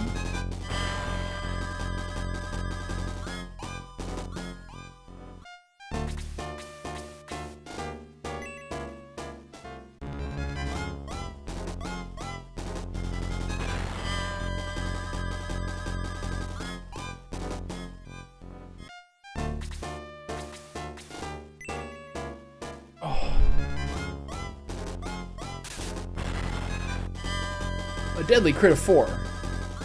It's better than Diane's deadly crit of 1. Alright, see how you do with the heavy arrow, lady. Can you actually do more than 1 damage? Challenge. Bracket, impossible. 6, not bad. The heavy arrow seems like the only way to go. Is it just her?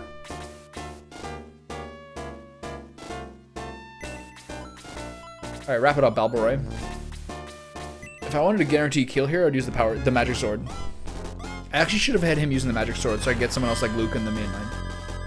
That was a very easy boss.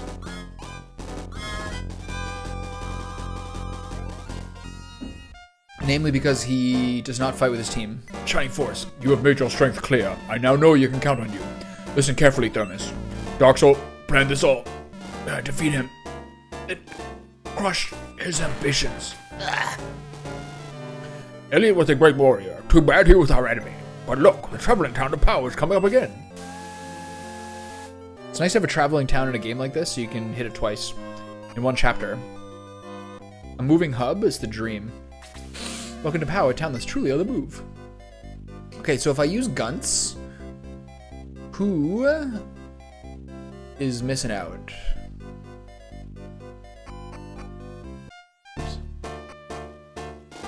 I'm not sure who I would necessarily move out from my current party. I'm pretty happy with the balance. We'll see. Pack on pack, pack. I need to get a job in a shop that stays in one place.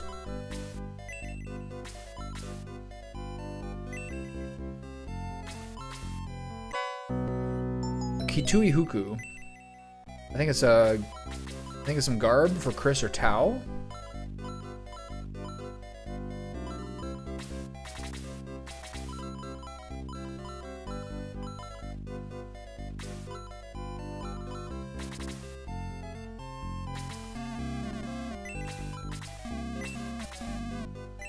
What you need then?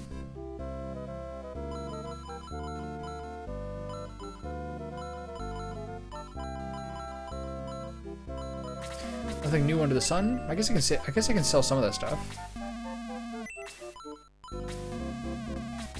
Okay.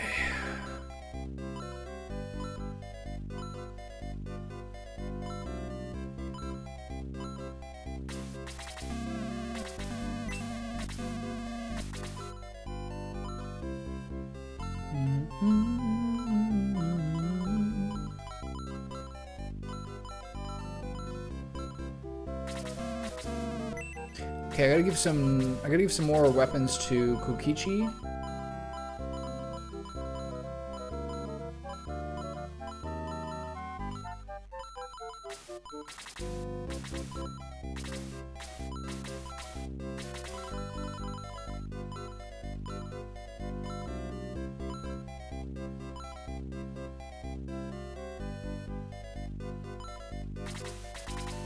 I'm gonna get a power lance for Kokichi and a spear.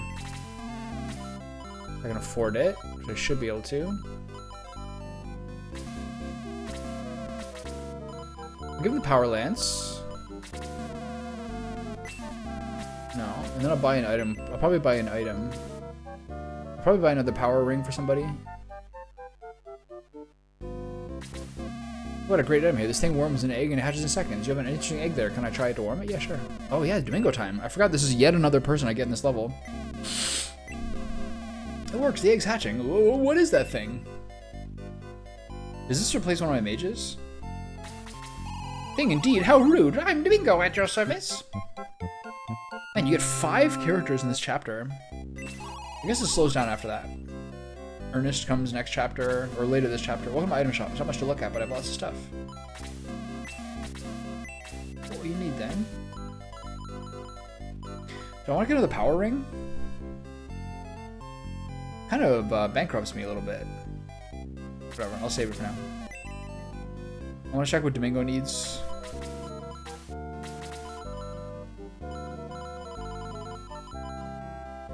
Magic creature. Probably needs a shield ring. We'll see. That monster is frightening everyone. The sheep, too. Hey, good to see you again. This is me, Gunts from Rindo. Look at the steam suit. I can't believe how many characters. That's Yogurt, Vankar, Ernest, Gunts, Domingo, Kokichi. Ridiculous. Absolutely ridiculous pacing. Shoves you out of the way with his big body. I like that.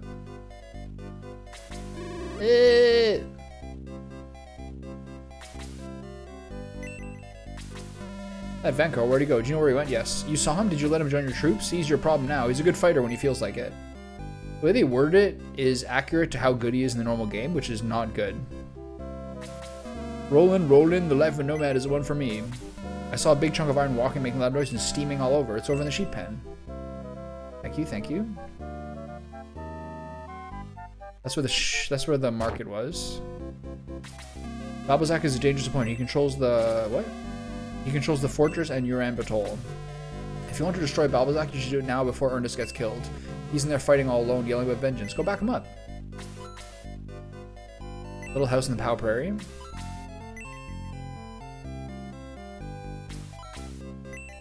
Get the fuck out of the way, man.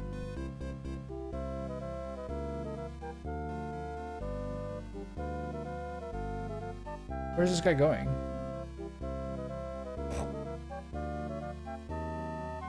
Bro, I'm trying to get out of here.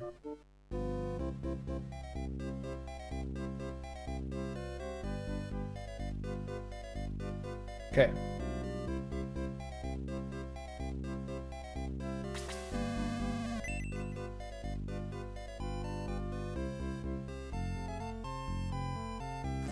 Things are a little more mild this time. Where's Ernest? When is he... Moving people in the light, 20 years of light, and many more books.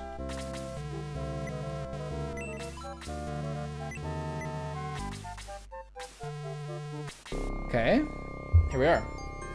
One big battle in, 2 more to go. Oh, it's a late start today. All I'm really gonna get done probably is this chapter.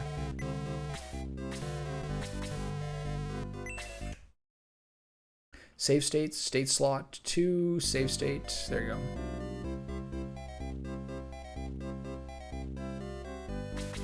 Ernest went to Uraanbaatar, that's where you need to go if you want a ship. Elliot loved Runefast but hated Dark Soul. I hope he's at peace now.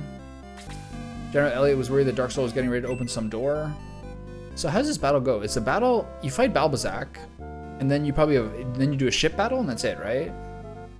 Is that chapter 4?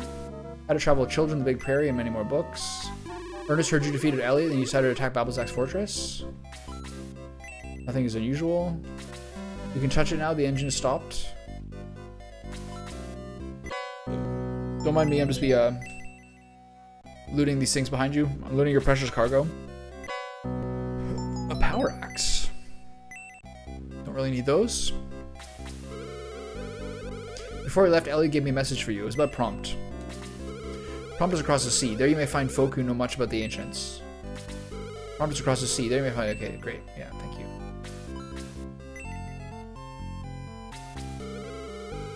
Okay, not terribly helpful. Okay, so let's take one more look at our party. I know Ernest is also coming up. I'm actually kind of interested in that, but we're getting to the point now where we have to start making hard decisions, or actually start rotating. Two ladies are dressed sexy now. I'm pretty happy with this party.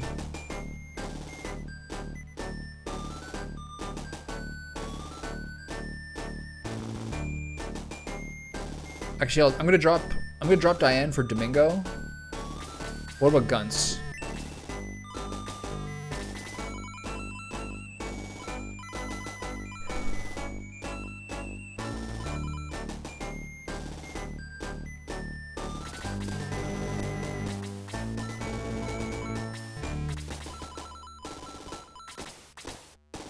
His move is 4. I would say this is not worth it before we get a move ring. For example, Vanguard's move is 7. Thermos is probably 6.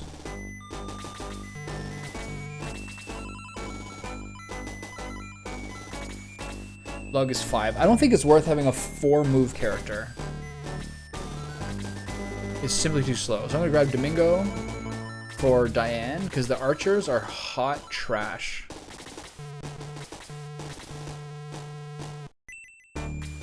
Okay, move some items around.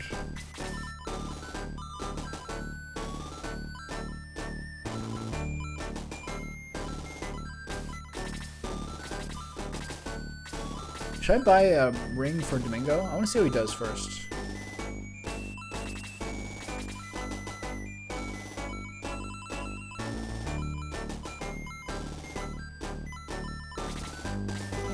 One more healing item from one of the bereft people who's not being used.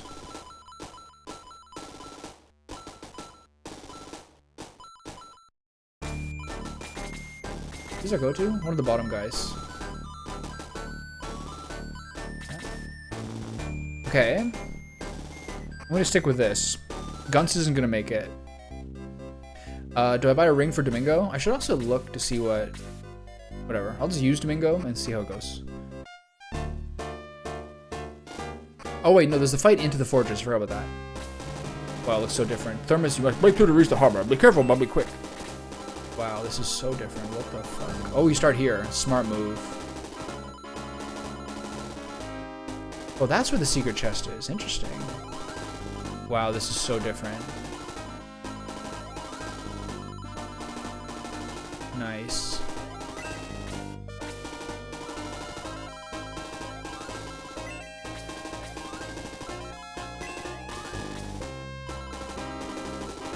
Triple Mage. Freeze, Prison, Muddle. What does this mod say that Domingo's deal is now, I wonder?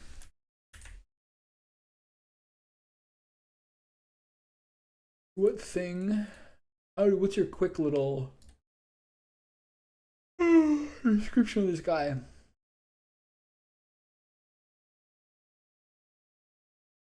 Flying mid-range mage, okay. Not terribly helpful. Reset teleport.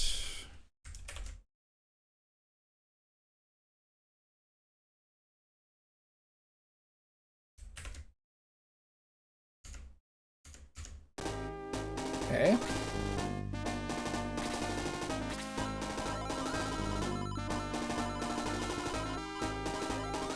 No Hellhound this time.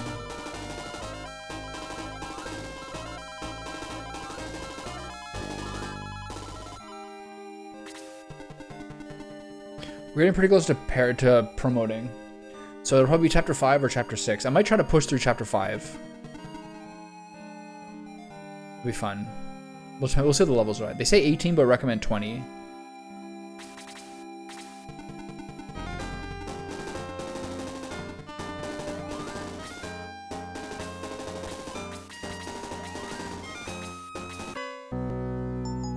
Shock Lance, what's that?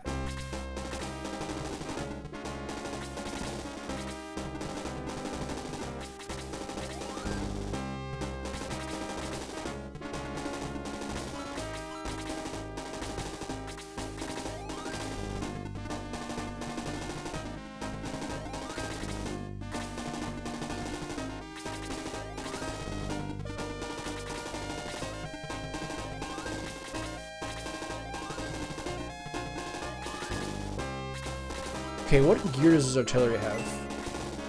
So the artillery just automatically does the spread fire, but there's no weapon that gives it to him. Interesting. Okay, time to crit my hero and lose my guy. What do you got? 13? Could be worse.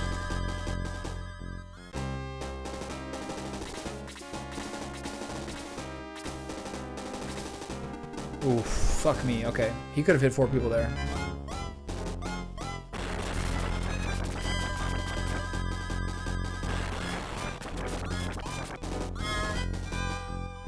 Because he just hates Tao. With her, I think he's an incel. He just hates scantily clad women. He's like, ah, you slut.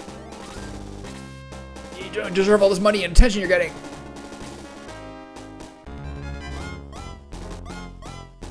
Whoa. Why would you answer my DMs? You bitch.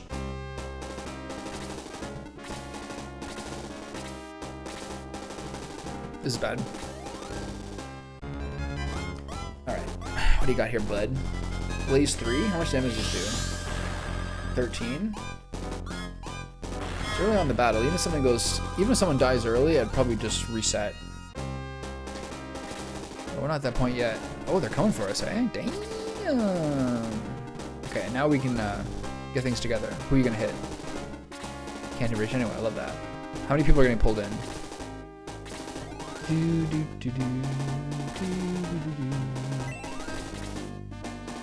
What is a shock lance? Who did I give that to?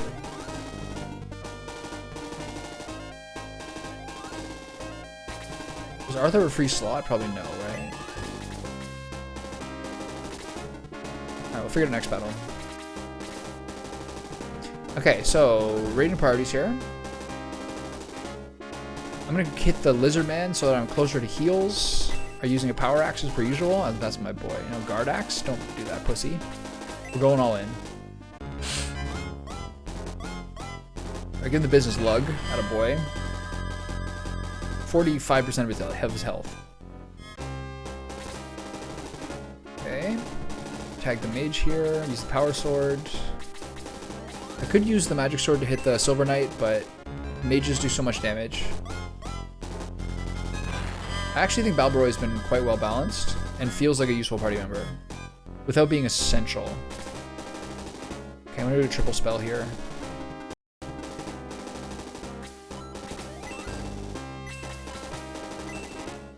I feel like he uses Blaze 2 like all the time.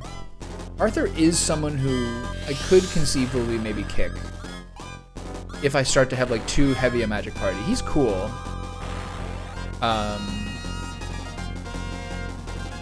Arthur's level increased to 60, attack by 1, HP by 3, MP by 2. He's kind of a character where in the original game you used him because if you got him through the original levels, he was just an insane scaler.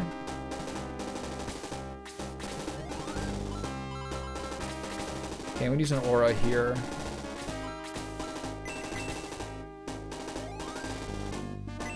Whereas in this one, he has a good role. He's pretty overall useful.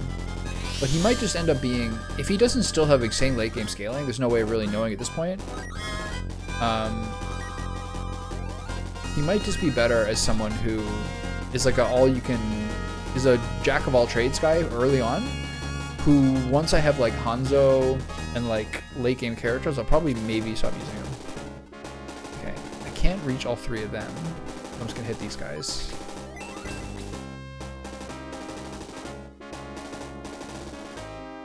I could get insane blast value here. That's good. I'll take that. Oh.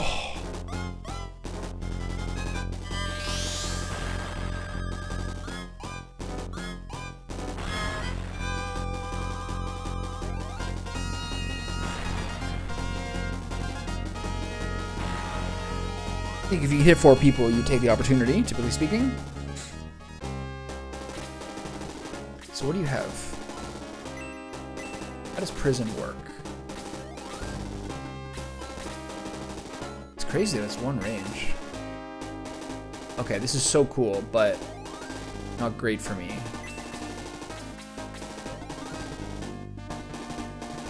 I think since you can't really get a good AoE, I think you just pepper the Maybe just pepper the Silver Knight. This is fun. I like the group right now. It's not perfect. I kind of have a sense who I'm going to use later as well. And who's like not long for this world. But we're pretty close to like most of the people we use. I think it's going to be hard not to use Luke. Just absolutely blasting people. I'm going to go here. I'm going to switch over to the Power Lance, which is probably ill-advised.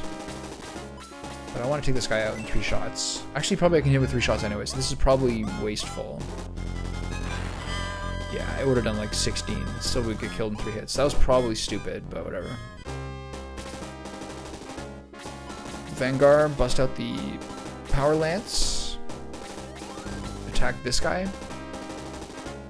I actually feel like this guy is the bigger priority.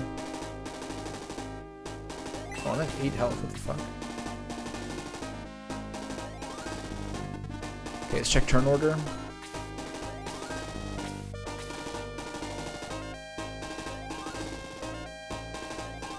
Okay, Gong's coming up. Got it.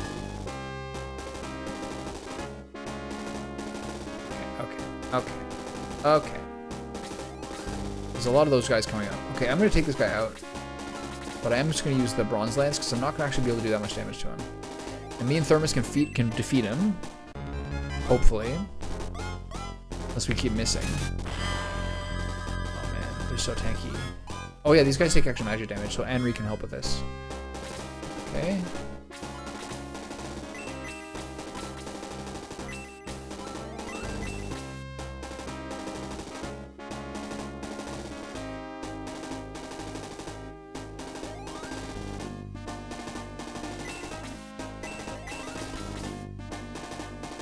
I think this is going to do too little damage to kill him. Whatever, it's fine. You know what? Here's the big value.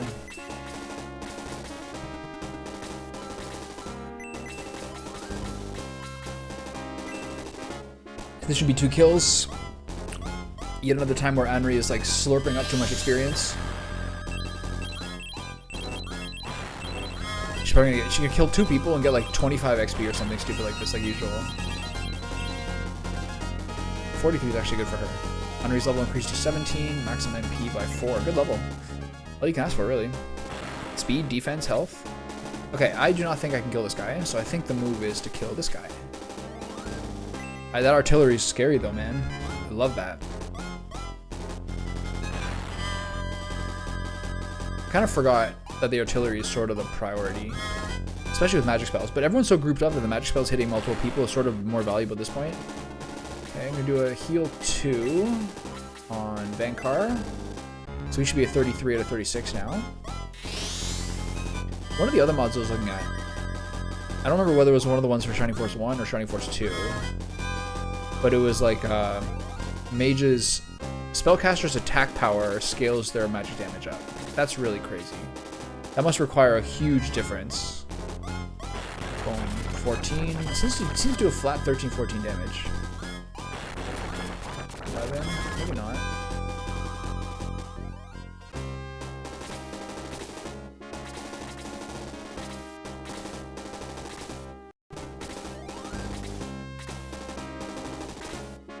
This is not good. That's fine. If you went for Henri, I think she might have been in trouble there. 23 is a lot. What kind of weapon does that guy have? Okay, now we got like 1,800 enemy turns in a row. We might have Pegasus Knight respawns from that door. Oh, fuck. It's a light arrow, so this probably shouldn't kill her. Good. I think some of these guys are going to get a turn that's going to kill her, though.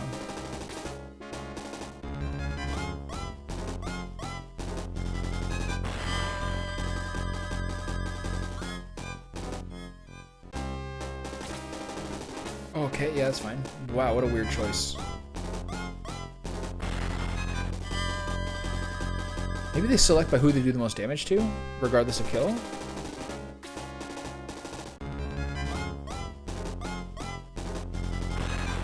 Oh. Can I get a healing rain?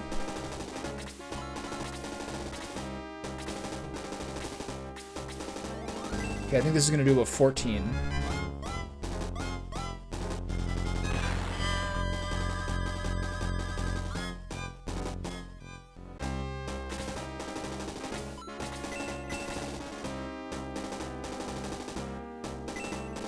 Everyone took a lot of damage there. So the priority is to clear these guys up so we can lick our wounds. Because it should be a bit until anyone else is fighting us. But if these Silver Knights get a turn soon.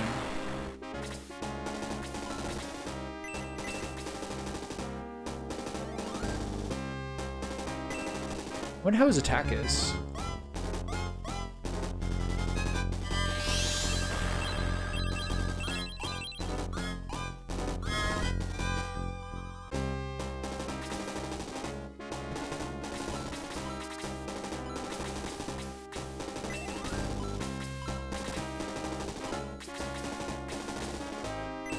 I think with a power sword, Balboy should kill Lizardman here.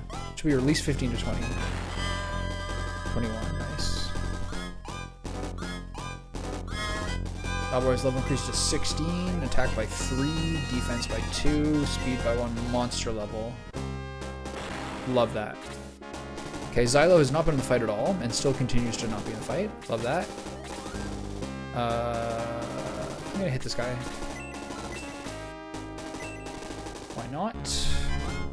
I should set up my guys for a good aura. Where's the spell? There it is.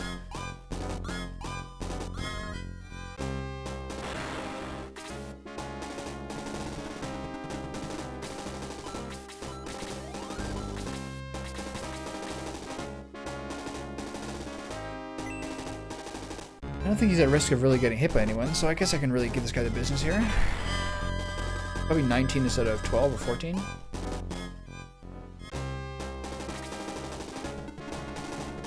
Help him out with my boy here. Oh. Somewhat unlucky.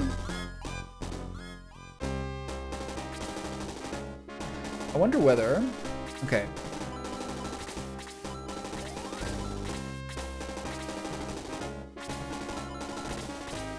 Let's try to get a nice aura going on here. This is 3 people, that's worth it. And then I wonder whether I'll use Ernest instead of someone. Having another axe wielder. Right now, Luke is going to be the only axe wielder we have. Whereas we have multiple spear users.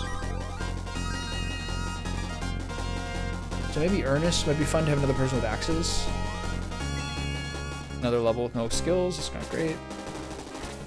Who else needs it? Balroy, Arthur, Okichi. So is you have the lowest health, so it should be you. One of those guys can conceivably survive a strike of 13. 12, I mean.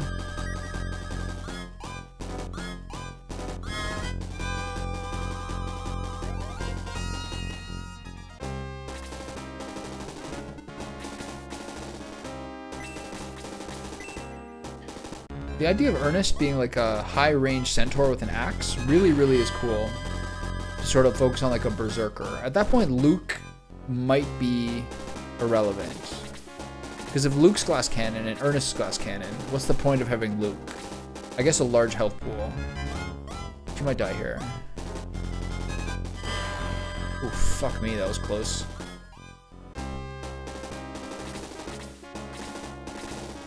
If you think about it, those are the only 2 axe users who I'm going to use. This isn't Shining Force 2.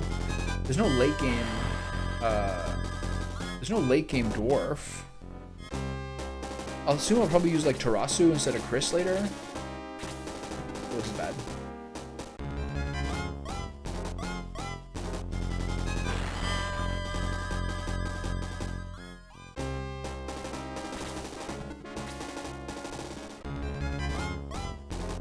Again, I love the idea of like using different people for different parties, for different circumstances, but I can't really see it happening. It's not the game for it. It's not like I'm playing Triangle Strategy or something. Okay, so is there multiple ways up? No. So I need a couple people to go this way. Luke is not one of those guys. I need a couple of mobile people, maybe flying, to go to the right side, finish off that archer.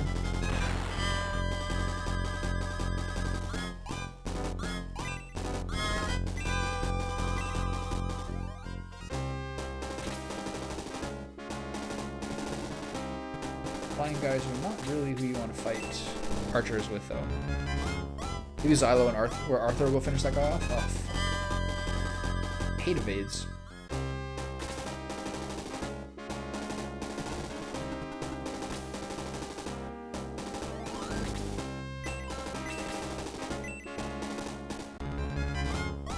And then there's also like the question of whether Tao is going to make it.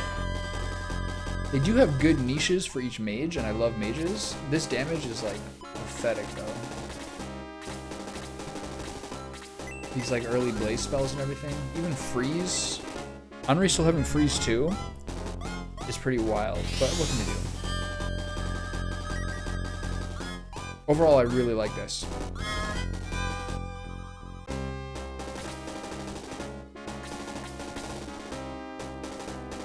Alright, Zappa, good luck. Someone's got to heal this guy.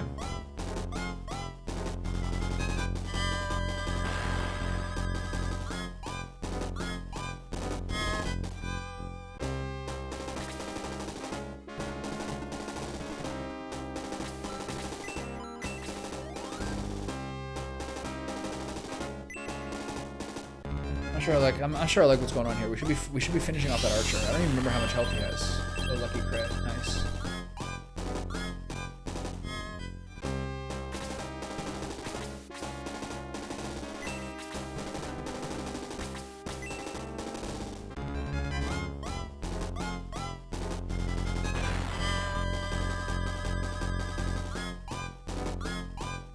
Bonus level to 16.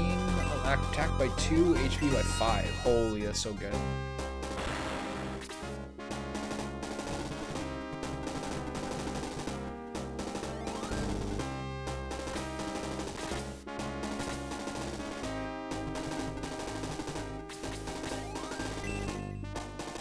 Alright, buddy, go get him.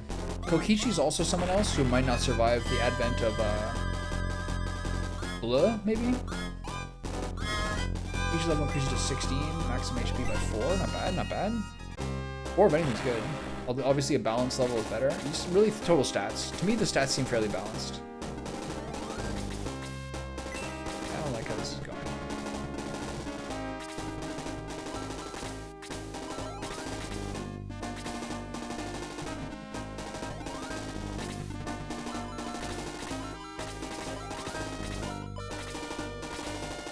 Pretty good aura here.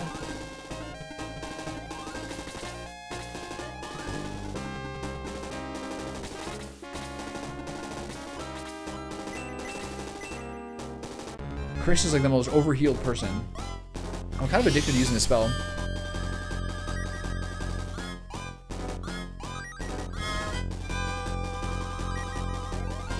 You have to hit 3 people to make it worth it.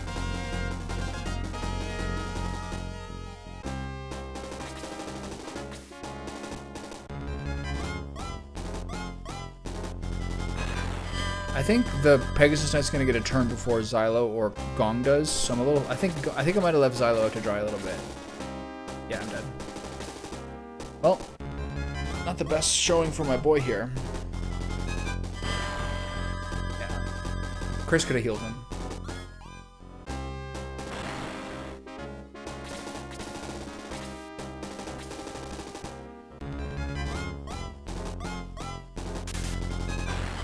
I do feel like I'm slightly underhealed.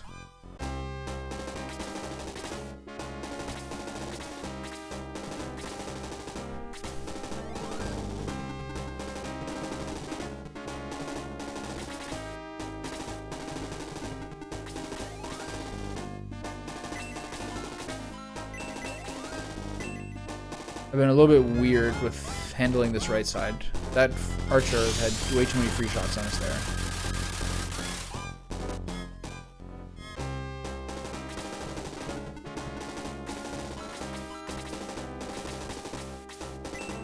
This will probably do about 12.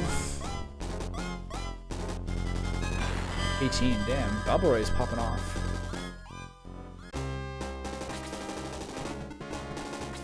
Finish this guy off. I could have just done a normal attack there, probably.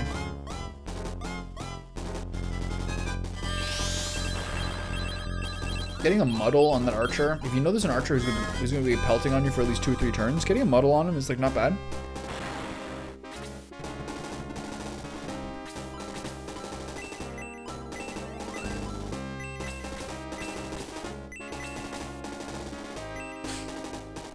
He's flying. Did I like your little quote? Yeah? I was like, this guy's pulling out? This guy's pulling out the best possible comment? Deep cut from Augustus Caesar? I loved it.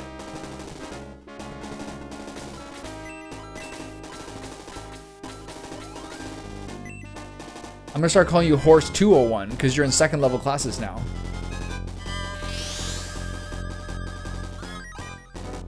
Maybe Horse 401. You're about to graduate.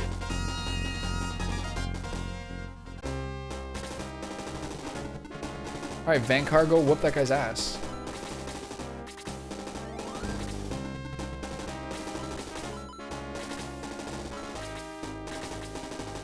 Also, like, pretty appropriate to what happened.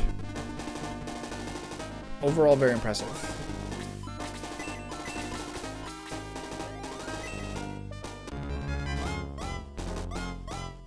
It's true. Those are the days. The elder fight, the hardest one.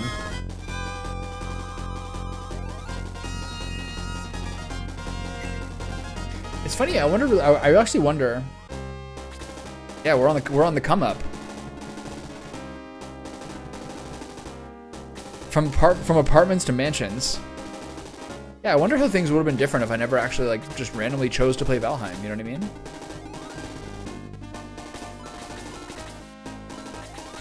Way less buddies. How are you doing? What are you up to? Oh my god.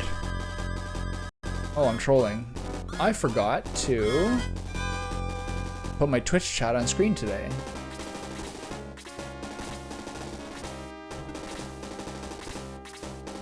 Wow. I knew there was something I was forgetting. Alright, well that fills in the blank.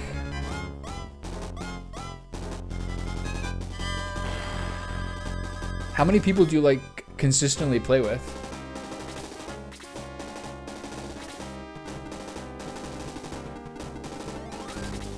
We gotta mop up our wounds here.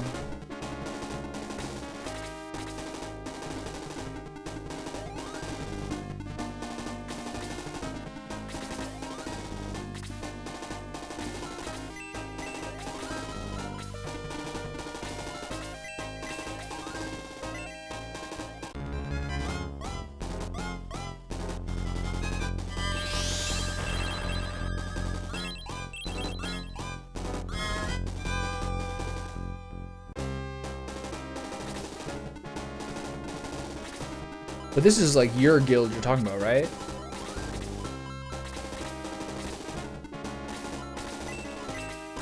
Like this is your baby?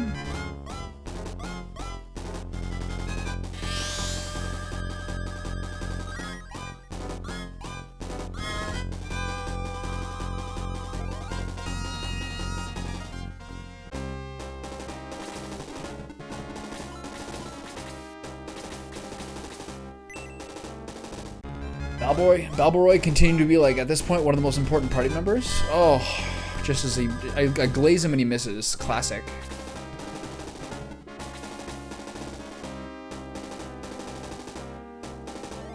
Right. That's funny. My next question was going to be, how's your niche going as Albion educator? Oh, Balboroy would have killed him there.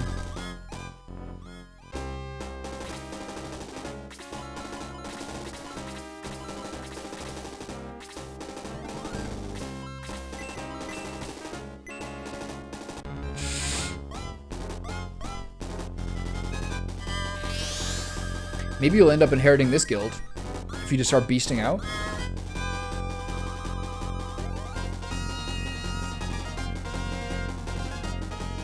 Yeah.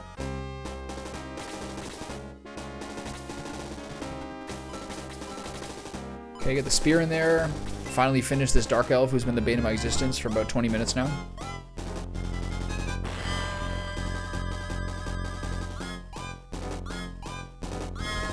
Vanguard's level increased to 15, defense by 3, speed by 1, maximum HP by 4. I actually really like all my favorite memories of being an MMO is always like when you have a guild that's like actually like really doing stuff together. Very satisfying. Kind of hard to find too. Oh, what's this guy? What's this guy doing?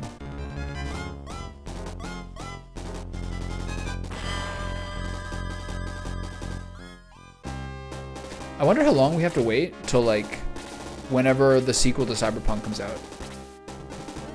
Like probably at least 3-4 years. But I'm very curious how that goes. I feel like I see a lot of articles lately of like the developers talking about it as they kind of get into the next Witcher game and Cyberpunk. I'm very curious how that goes. It's pretty cool, man. Like despite it being like the most like kind of like made fun of game ever, Cyberpunk in the last like few months, like in the last like 6 months or 8 months or whatever, actually is like the legit game. It's like so close to what they always said it was going to be. Yeah. Prime WoW was like before you were born. Prime WoW is like the second half of vanilla into Wrath of the Lich King. Like what years are those?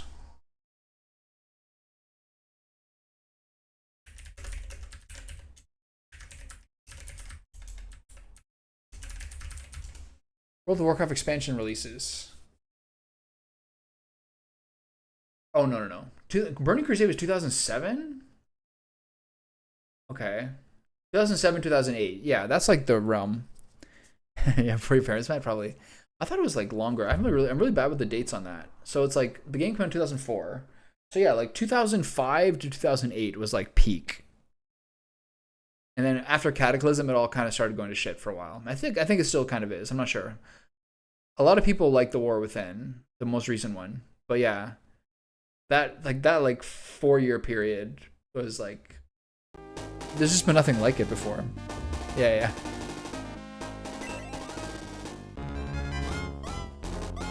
Little 2-year-old trying to raid, pushing max DPS.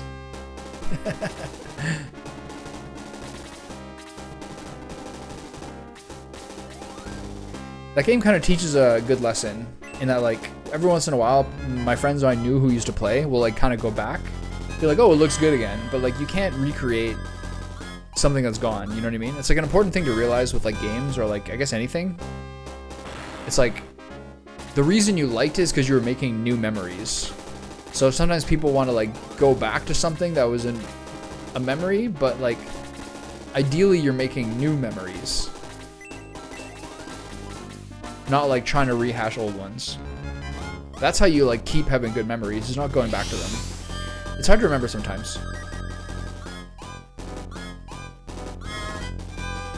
But the reason that was so fun to some degree was also that like every game has a wiki now, you know what I mean? At that point, like everyone was kind of discovering stuff together, and like some people were on like forums and everything, but like generally speaking, people were just like learning stuff and like finding it out. That's so cool. Oof.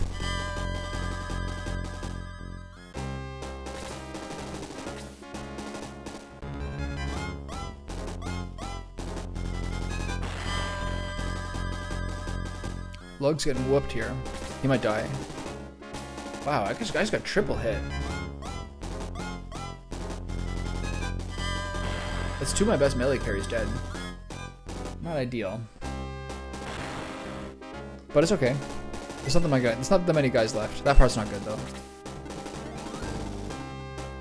Okay, I'm gonna go here and use I'm gonna go here and use the magic sword.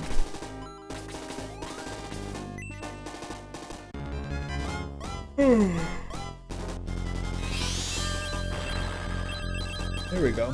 Good value.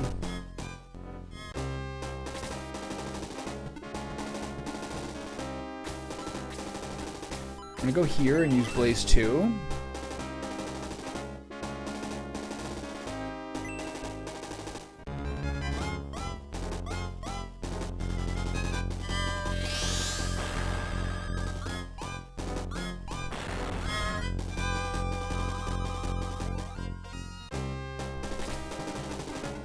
Go here and use Blaze 2. getting there.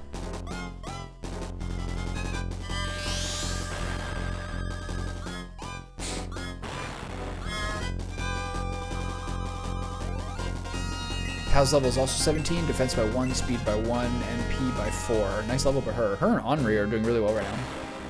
Okay, get in that ass. Wait, can I reach with Frost here? No. If I go here, I can do a triple Frost. This is good. Alright.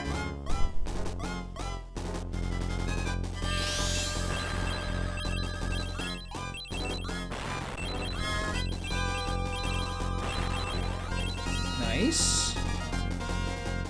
Sucks losing Luke and Zappa. There's so much health. Okay, to go here, grab the standard bronze lance and ram it up this guy's butt.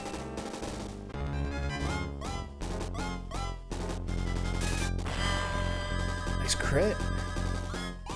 Albion is super split, like WoW is mainly EU, USA. Albion is Spanish, EU, NA, Russia. Really? I always got the sense from like what I read and just like stuff I followed that like typically speaking, the MMOs people play in Asia are like really different than what people play in North America and Europe. But from what I understand, Gong's not worth healing, I think. But from what I understand, like Asian MMOs are often kind of like Black Desert style games where they're like super grindy.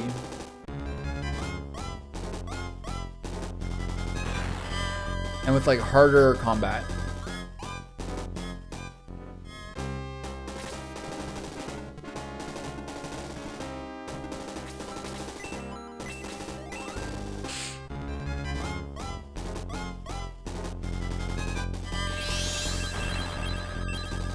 If a lot of Filipinos play Albion, then there's probably a lot of really good players.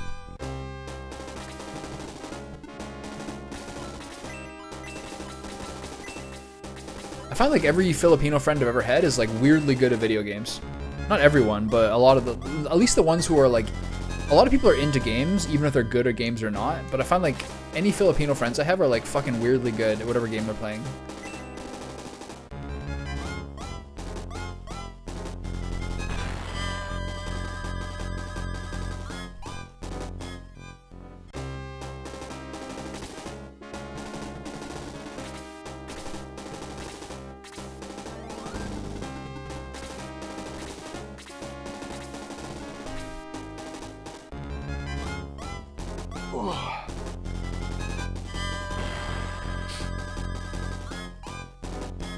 I have a friend named Russell who I like miss. I haven't seen him in a couple years.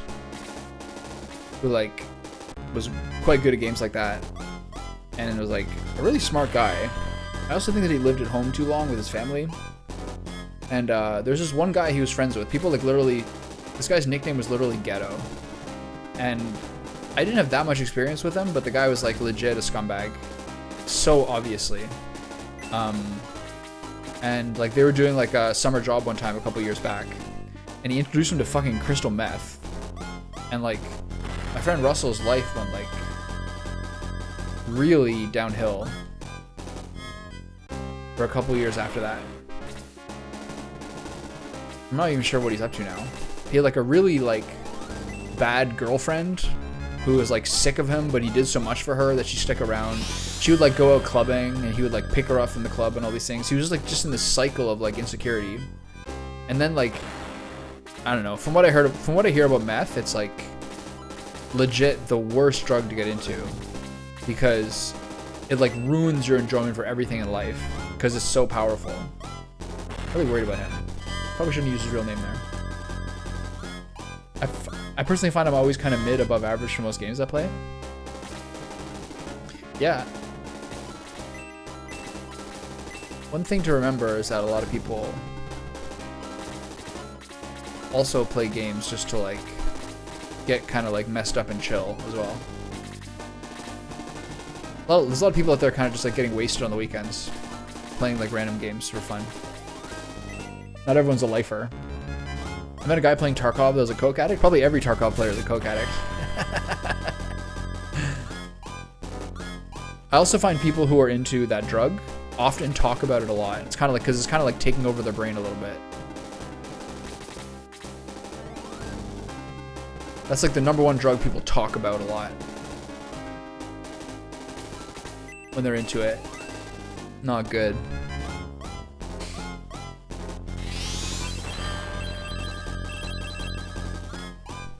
It's also like, I think, maybe, it depends. That's a hard drug to like sit down and play video games on, in my experience. It's hard to stay like settled and like, I don't know. It's not really like, I don't know. It's not really like Adderall or something where you get hyper focused on it. It's too like destabilizing to make you actually be able to sit down and concentrate on a game on that particular narcotic. I would not recommend doing it. I would also recommend just like not using it until we figure out like the fentanyl thing. I think no one in North America should like ever do that drug, literally.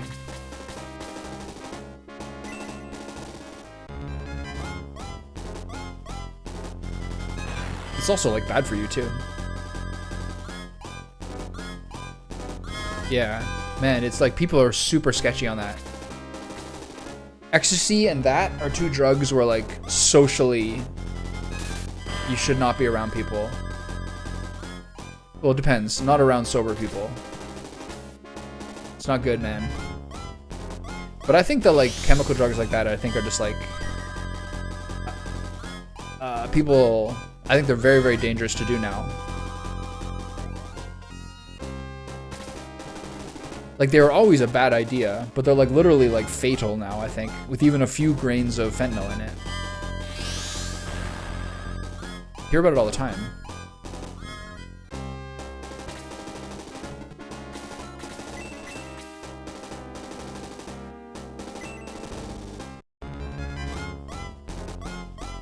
When I see that chat message on my screen, the caption for it is likely harasser restricted. So Twitch is getting better at figuring out these cheap viewers things. They're getting a little bit better at it. Not great though. Likely harasser, comma, restricted. Damn. Yesterday there's like a guy who's like, there's a guy named Thorin who I've been watching like podcasts from for years. He makes like podcasts about esports, League of Legends, and Counter-Strike and stuff like that. And lately he started streaming more. And like every single time I ever chat in a Twitch channel, I'm like reminded why I should never like talk at all in these circumstances. Some guy just like kind of piped up and like, hey, so what did he say about blah blah blah? And then everyone's like, why are you just like, what, you want us to type out a TLDR for you? Like, what are you, an asshole? And then I wrote a message being like, why are you asking for, like, basically like, this guy wants a TLDR in a 30-minute video, just kind of like mocking him a little bit. And then Thorin is like, okay, well, I'm taking 10 minutes of Q&A now. And then he looks at chat and he sees my message and then he times me out and is like, well, looks like this dickhead wants a TLDR of this video. Talk again like that and you get banned, asshole. And I was like, okay, well, this didn't go the way I wanted it to. TLDR means too long, didn't read. It's like when someone's like, I'm not reading all that, does anyone have a TLDR? So I've been watching this guy's content for like 10 years probably. I go to his channel once, make fun of someone else who wanted like a summary, made fun of someone else who was lazy and wanted a summary of it, and then I got timed out myself and get called a dickhead. Get called a dickhead. I was like, well, okay. Maybe this guy's not built for streaming, or maybe I'm not built for chatting.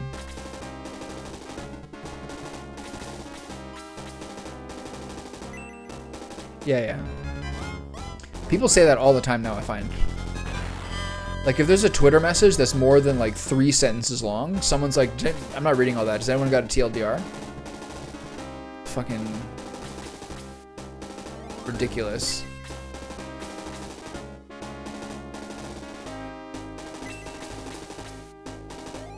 I'm just gonna heal here. Ever since that one meme of the guy saying, I ain't reading all that, I'm sorry for you, or I'm glad that happened. Ever since that one meme, I ain't reading all that is like probably the most popular thing to say on the internet. That was like 5 years ago. That guy's like the biggest chat ever.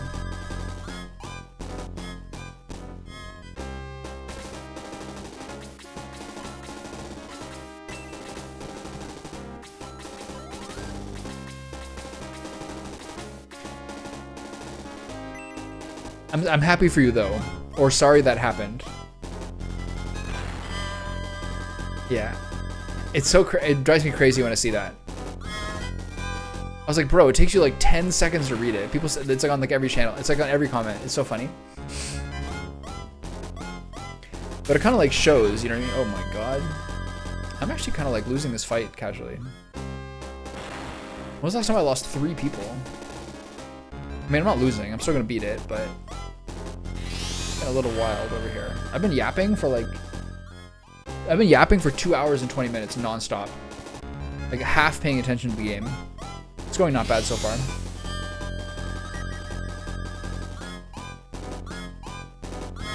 I had someone come into chat yesterday who probably saw like the Valheim base tour or something. And was like, why aren't you playing Valheim? I'm like, oh, I finished last week. He's like, you should play it modded with these specific mods.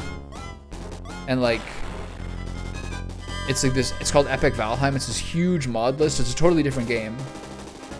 And it's kind of hard to be like, I can't play the same game again. I gotta play something else. I can't play another. I played Valheim for like 400 hours. I was like, I don't know if I could. I love it the way it is too, and this is a very different game and totally redone. I'm like, I can't get into the game again to that same degree, you know?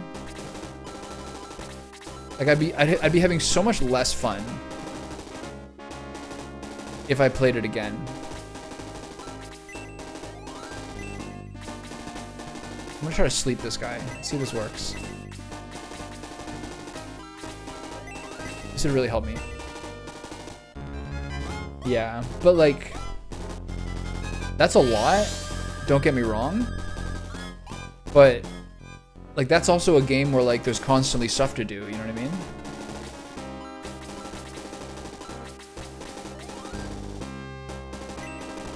Like Valheim, 2,500 hours of Valheim would be like, you're just building or like completely transforming your world. A game like Albion or WoW or like any MMO, it's like understandable.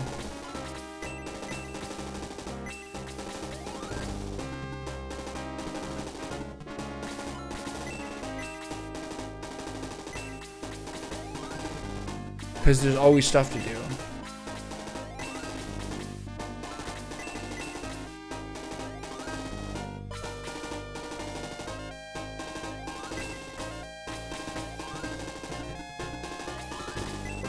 I'm a little worried about this fight.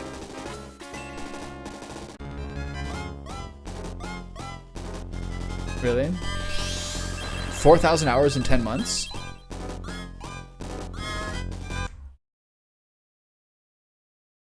How many hours in 10 months? Oh, no way. That can't be right.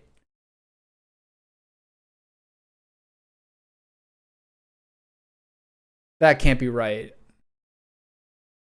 So you, if your numbers are correct, you 1/3 of all total hours. Look how many days in 4,000 hours. I can figure that out. Okay, I gotta. Does Chris have any heals left? Yeah. I gotta heal some people.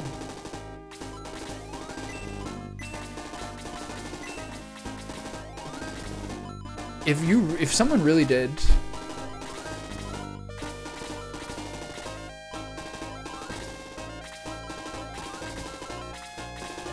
I gotta just punch people. I really hope I can kill him here. I should have used the freeze on this guy. Fuck.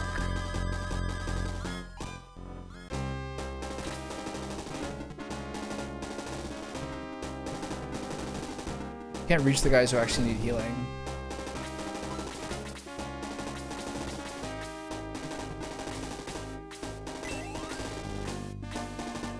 if you did 2,500 hours in 10 months, that's over a third of all total hours in that period. Attack level by 2, defense level by 1, maximum HP by 2. Okay, I gotta kill this guy.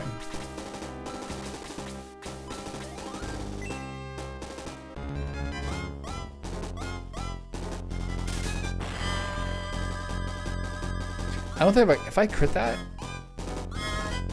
Oh, I still would have... If I crit that, yeah, I still would have got him. I got a level with no stats. I hate that. Okay, so it's 2 Pegasus Knights and a healer. Gotta get the healer.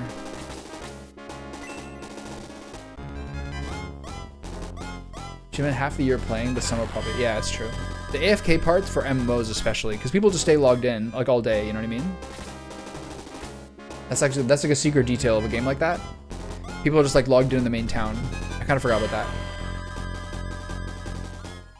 I also was like surprised when I played WoW how many people played the game who were like not who I expected.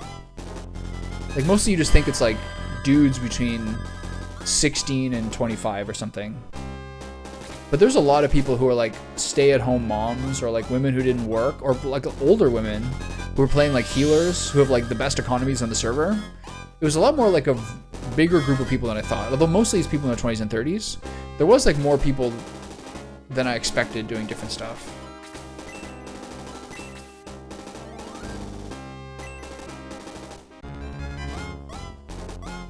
Yeah. I played like when I played WoW, there's a woman who's like a troll priest in my guild. And I don't know, but like from the way she sounded like she was like, I don't know, probably in her 40s. And she played all the time while like maintaining her life. And she was like literally one of the richest people on the servers. It just worked for her. I wish my parents played games. Yeah. I could get my mom and dad to play games when I was like 10. But eventually they kind of like, I play Mario Kart with them or like NHL or something. But like, yeah, that kind of stopped at a certain point.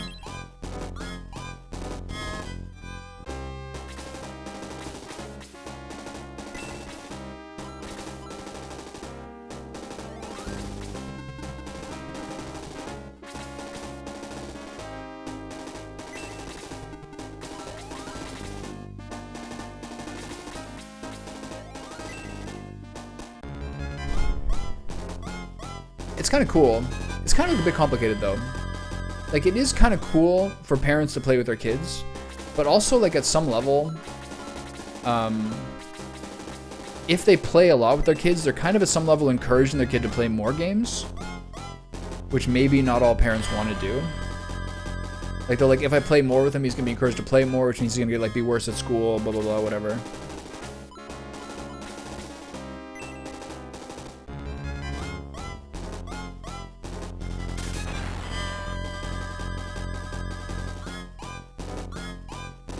Okay, 2 more of these guys left. This is a bit of a slaughter. We lost like 3 people this fight.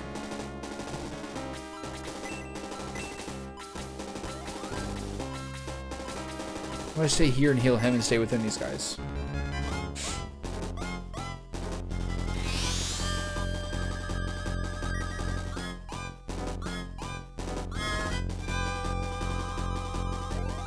There's a lot of things like there's a lot of like podcast type stuff I watch that's from League of Legends.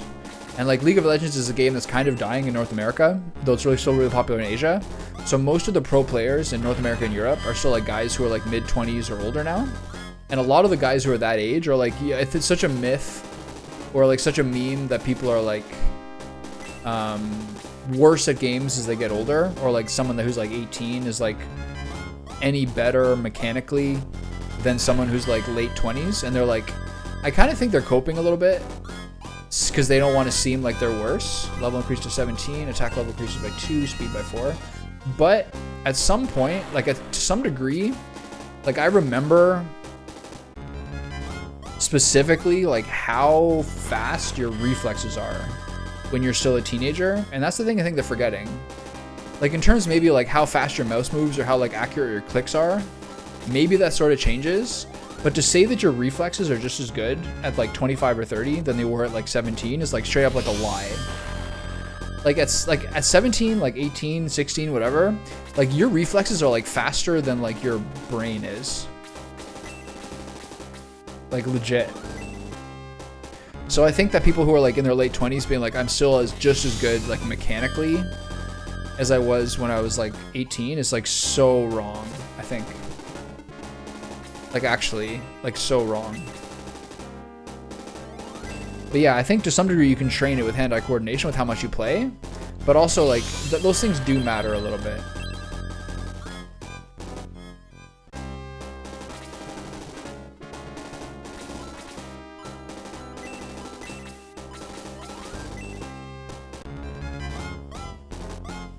But yeah, training is part of it. There's a lot of people who are mad uncoordinated. For example, I could always tell, like growing up, which of my friends like didn't have dads who like played games with, who played catch with them. Because like you have to learn how to catch and throw, and you could tell which guys had like nerdy dads who wouldn't teach them how to throw, because they wouldn't really understand the like shoulder, elbow, like flexibility of actually being like a good thrower.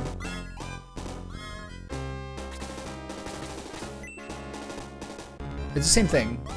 Like some people are naturally better, but you also need a certain amount of training in anything to like be at a base level good at anything.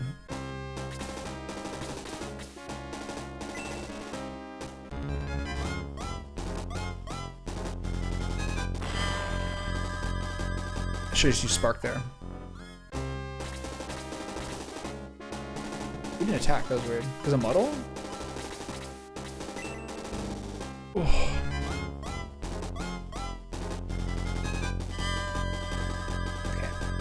Okay. Redemption arc.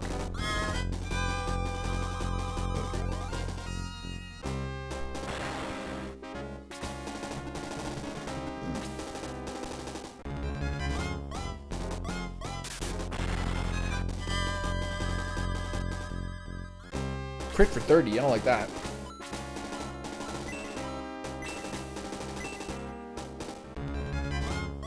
Add a black garlic pork broth ramen for lunch.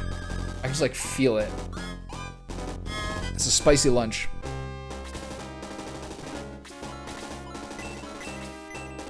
It's pretty good though. There's a guy I went to high school with who was like half Japanese, who like went to Japan to like learn how to make Japanese food and came back and made a restaurant here. He has like 2 locations. It's pretty popular.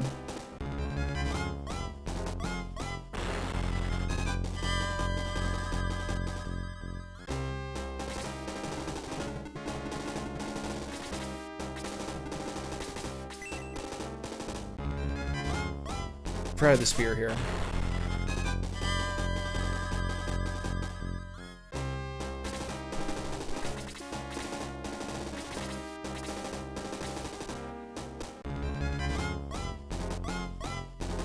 Today's the day my cat gets the medicine on her neck.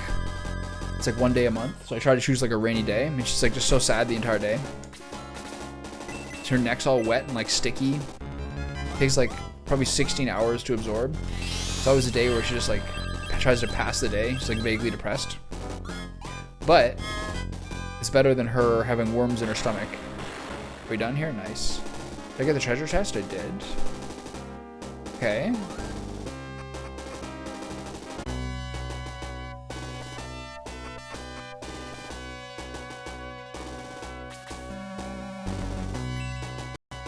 Oh no, you've killed all those lovely monsters, brute.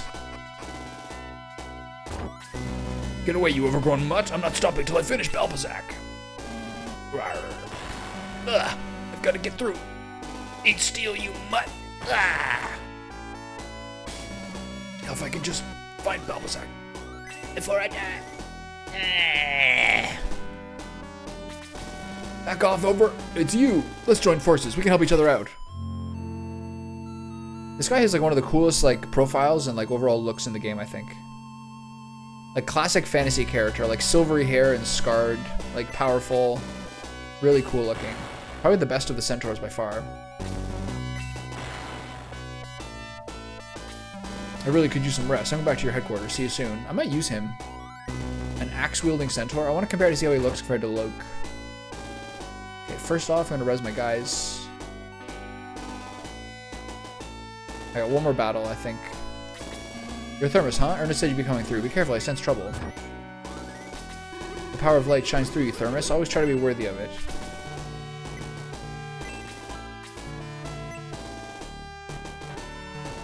Three. Not bad. Oh.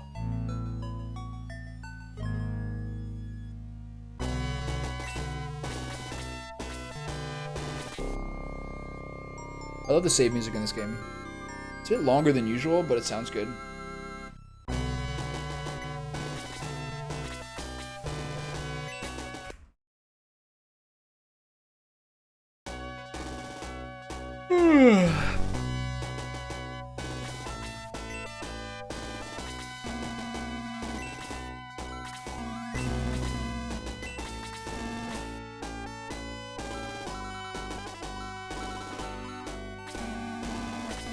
I should probably start getting the healing bags once people run out. I got a bunch of them, actually.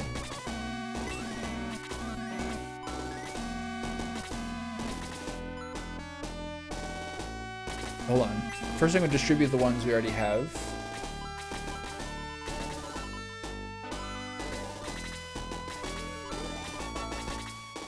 Obviously, you should have one.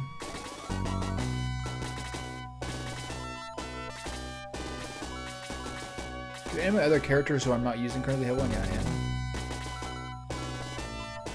am. Ryder. Ooh.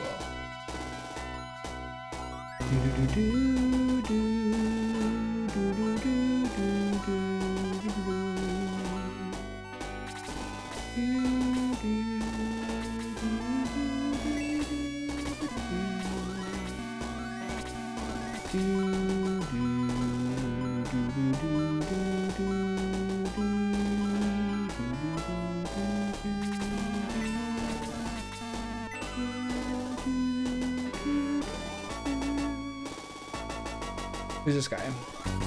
Don't hurt me, I give up, but Balbazak awaits in the town harbor.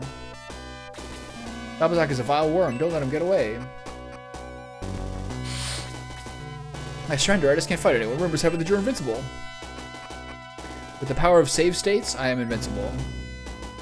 Which of these douchebags is gonna let me through first? Come on, there you go. Yeah. The coward.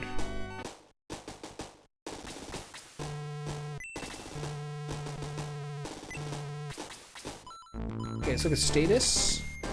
Let's compare Luke and Ernest. First, I'm going to unequip Luke and unequip Ernest, so we get an honest evaluation here. It might just be way better. The problem is going to be health pool.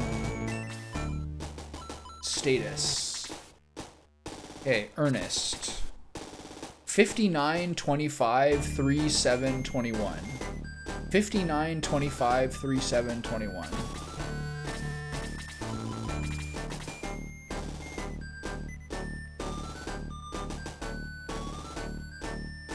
Better in every way except defense.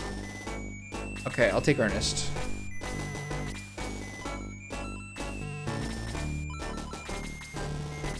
Sorry, Lug. You're pretty good, but I'll deal with this later.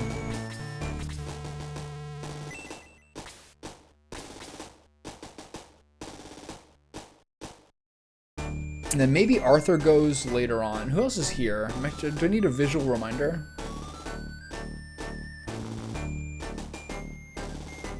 This is all fine.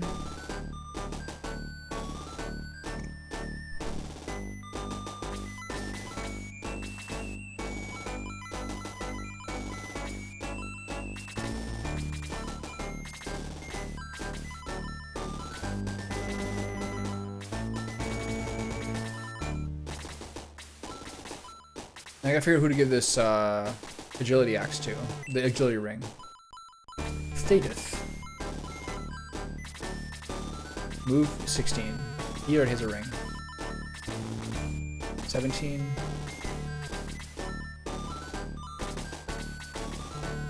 21. 19. It's not gonna be the Centaurs.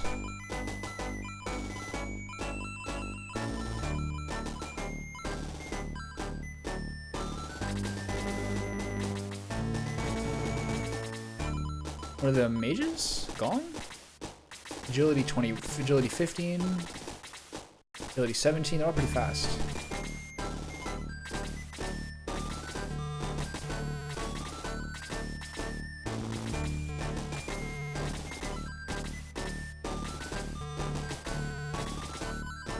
That's essentially everybody.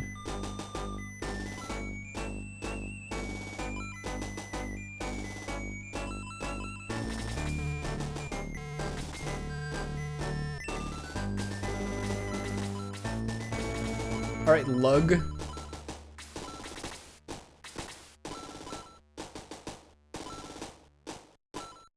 I think I have too many spellcasters currently.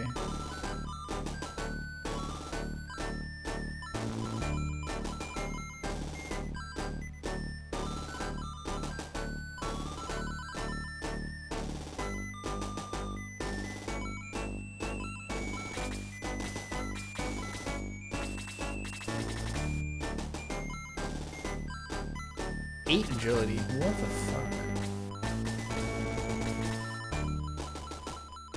Ernest I could give a shield ring to be honest. And then what does Luke have a healing item?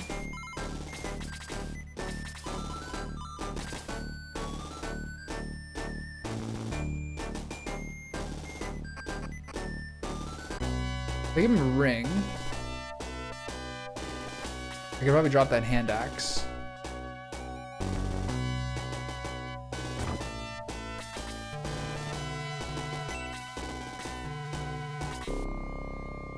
Okay, quick turnover. So basically Ernest is like 3 less health, but like 12 more HP. And he's 2 levels up. We should be good. How much money do I have? Do I want to buy? Maybe I'll buy a ring. Maybe I'll give him a shield ring. Yeah, we got a lot.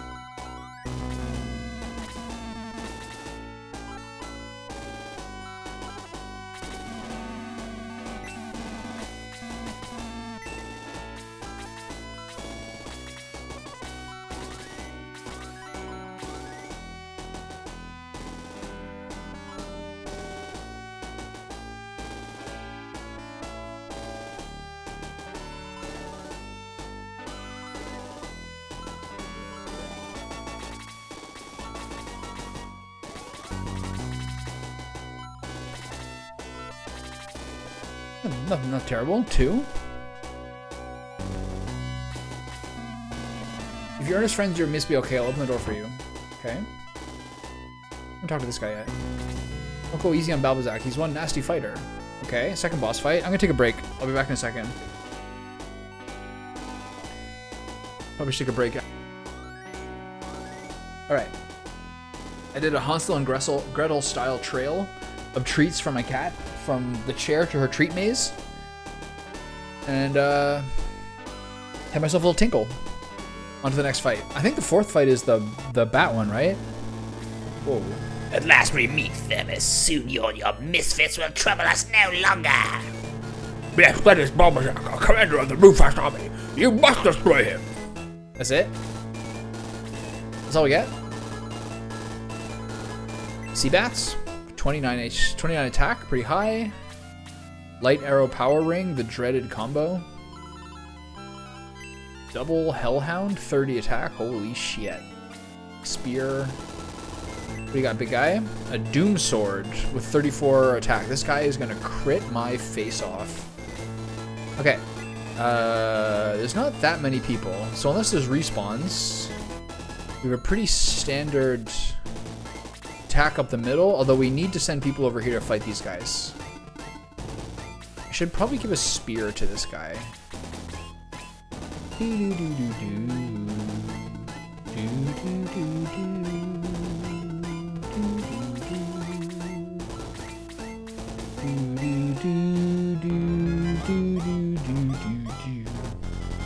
Okay, so he goes first. So I'm going to attack these flying guys, even though it's a little bit risky since he's flying. I'm going to attack these guys since it's a little bit risky, but I'm going to get in this ass as much as I can and use the power of initiative. Great color scheme here. Oh, Xylo. You're Zappa when you miss and you're Xylo when you hit him. You're now officially Zappa mode. Okay, I'm going to go over here. This guy's going to wipe these boys up. Maybe heavy guard axe instead. Okay, we're taking a right turn here.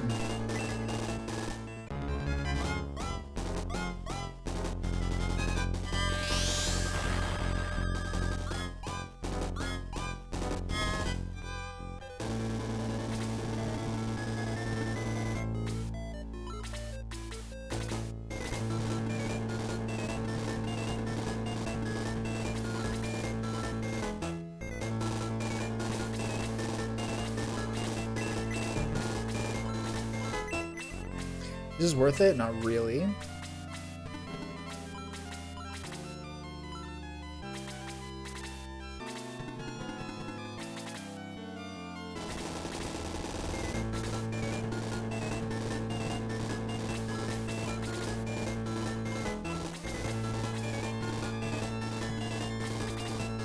Okay, we're kind of split here a little bit. Normal sword.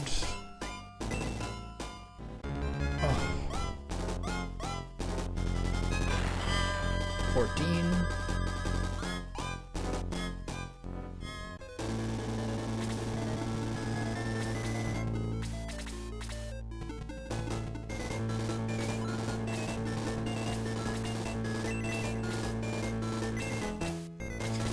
I wish I could get one more hit off, but I don't think it's worth it. I probably should have done it just to make sure I got the kill.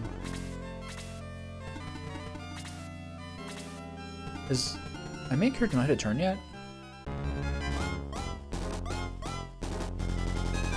These guys probably hit really hard.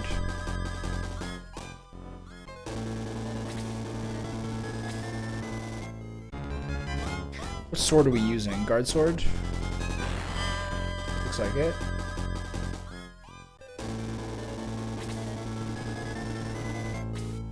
Spear?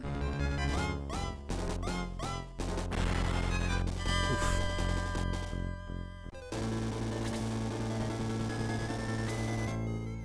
Zappa again. I'm kind of playing him the same way I would play him in Shining Force 1, which is sort of how you play Peter, in that he's just like a reprehensible solo character. But in this, he's more glass cannon. Which is that not as many people as I wanted could make it over there. Luckily, 2 of their attacks were dodged. Okay, so next turn, the artillery is going to reach. Are you using the guard sword currently? Yeah. So I'm a little worried about Balboroy and a little worried. No, sorry, I'm worried about Xylo. Actually, Zappa until he hits his next attack. If he hit another attack, that guy would be alive, and if this archer kills him, then he just deserves it. Boy. Oh, hamburgers. Okay, that's fine. They're really weird. Like, why would this guy not hit Xylo here? Sorry, Zappa.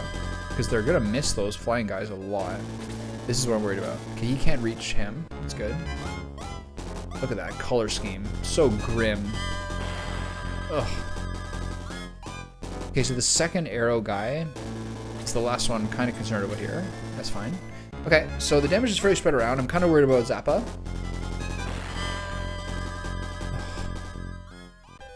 Okay, now we do our business again. All right, get in there, folks. Is that a kill? What sword are you using? Short sword? That's fine. A guy like this doesn't need a guard sword. I think just offensive options and then like the mid-range sort of short sword option is fine. Gains 8 XP. Pretty bad.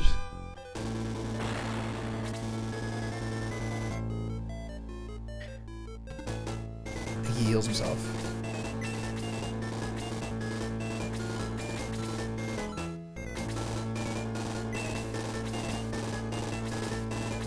Where'd I go?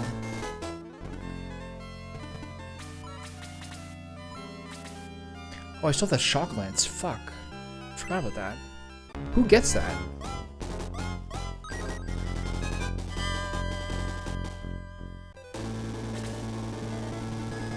Okay, now we start punching. This bat is in a really tough place for me. This is not a great split. Okay, we have to break this bat up, so everyone has to hit this guy next. Even if I could have actually got Gong in a good... I could have got Xylo in a place where Gong could have healed him next. Speed increases by 3 and learns a new aura spell. Wow, Gong gets aura. Interesting. Why use Lao if Gong gets aura? Okay, do I start hitting those guys?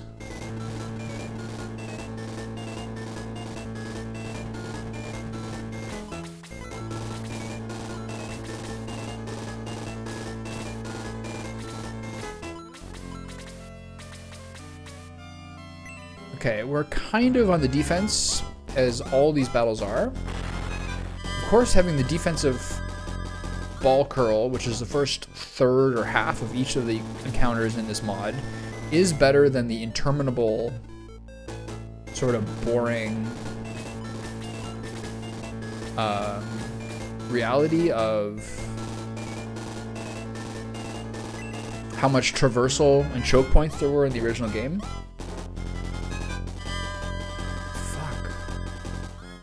Okay, we're not in a good spot here.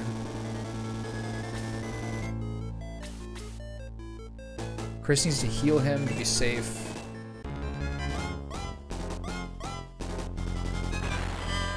Power Ring could have killed him there, I think.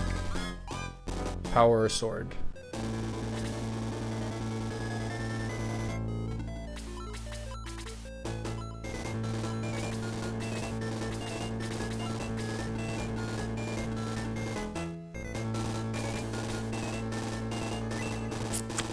Positioning is such that the artillery is not going to hurt too bad,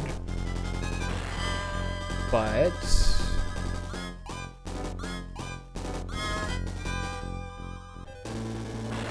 Ernest is going to take a shellacking here. I'd love her to be closer, but I have to help get these guys out of here.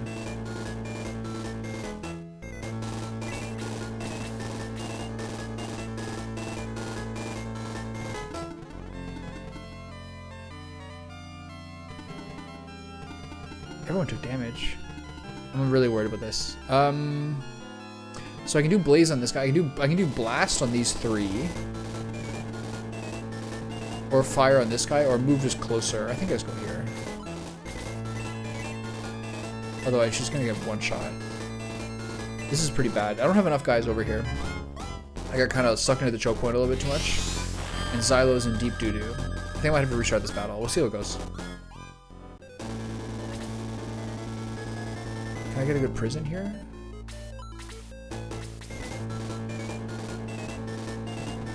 No, because I can't hit anyone. I actually get an ideal prison.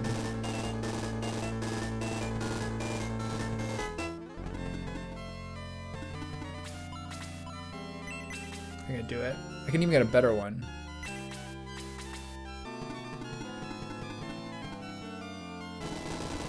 I think just for effectiveness sake.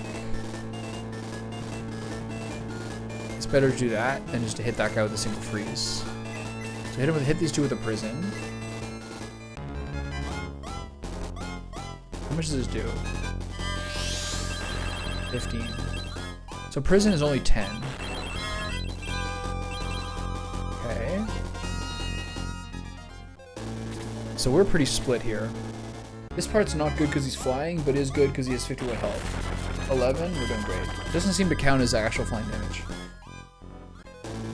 If those guys want to hit him instead, that's fine. I'm really worried with Xylo here. I think Xylo dies in 2 hits.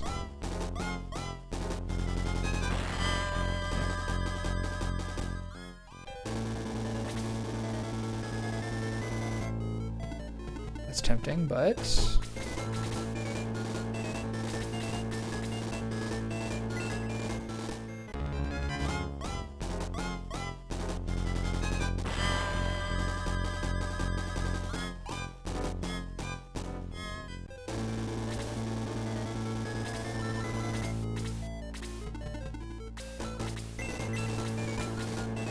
Okay, pretty clutch here. Nice.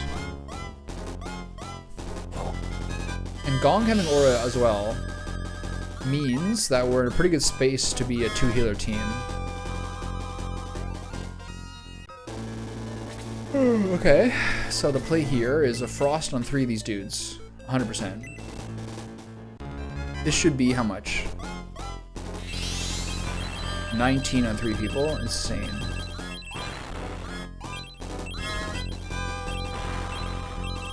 Really good.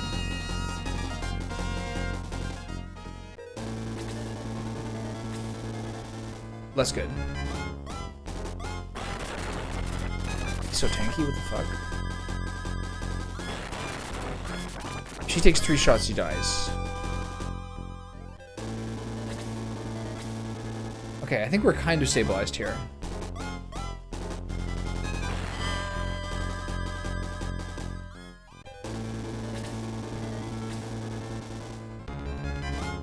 I wish I could get some sort of like gigantic area of effect Giga Shot. What the? That is really bad. It's fine. Ugh. I think I'm not sure I'm gonna be able to deal with this first wave. This is really scary. Okay, so is it the Xylo is still the one? He's still Zappa. No. Wow. Holy shit. We are in deep doo-doo. At least some Kokichi seems to have some sort of like taunt buff. The fact that he captured the boss for the first little while is good. Okay, so this is where it gets okay. They're not hitting Enri, and I think Ernest should be able to survive this. No, 19. Okay, I might have to redo this battle. These first turns, I put too many people over to the right side. We'll see how it goes.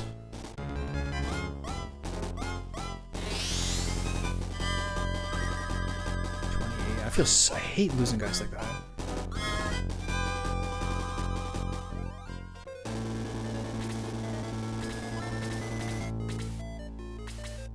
I have to keep healing.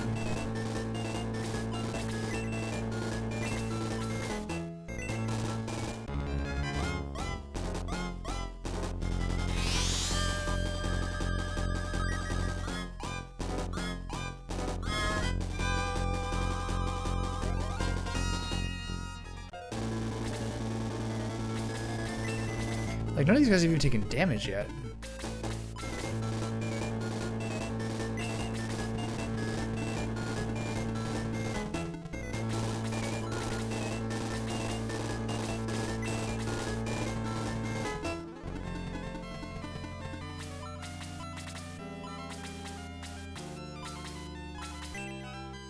I guess getting these kills is a little better. We're just, like, our focus is totally split. I don't like that Ernest is dead. I actually kind of think I should start over. But I'm just going to get the best try of the battle I can. I should still be able to probably get through it.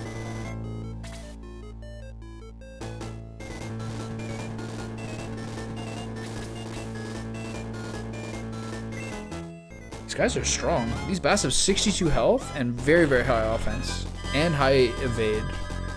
Actually, in some ways, they're actually the big threat here. I kind of didn't really adequately consider that.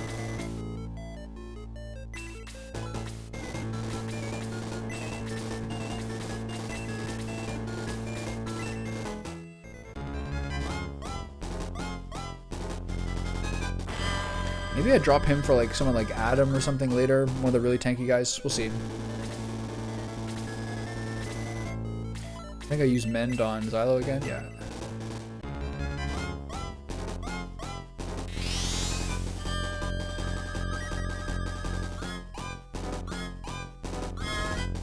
It's kind of a shame that all 3 healers get detox when I've been poisoned, I think, once the entire game. Okay, this guy is really fucked over here.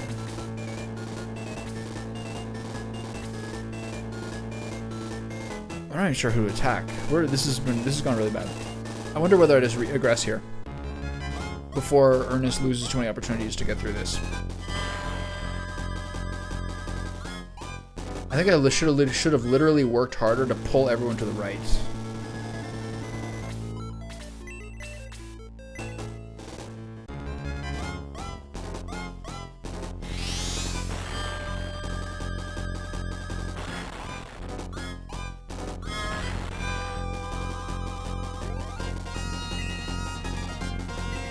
XP by 2.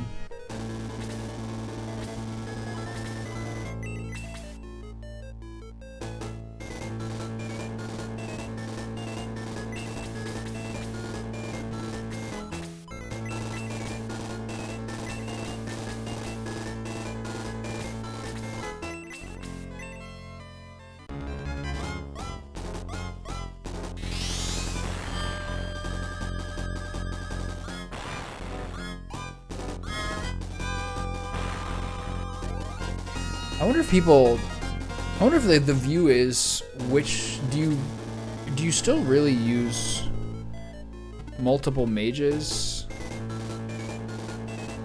or do they're like, okay, which of these play styles works best for you?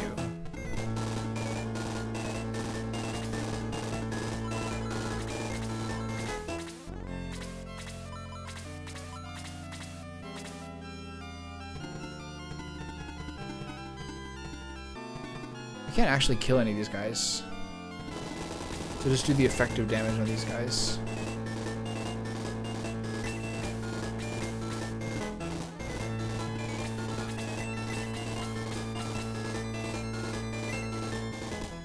Doot doot doot doot doot doot doot doot. Oh, lucky me. 4 XP. Okay. So he's promoted, right?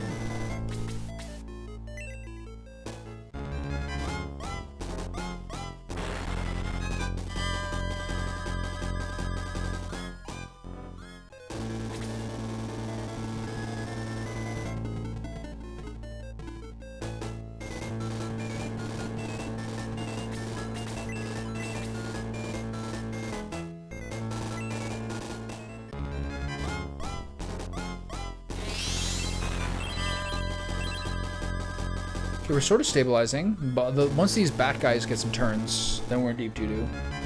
She takes what, 14 from this? Yeah. He takes 5. What a monster.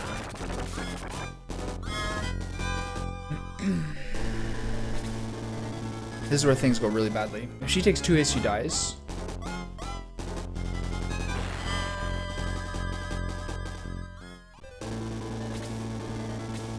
That's fine.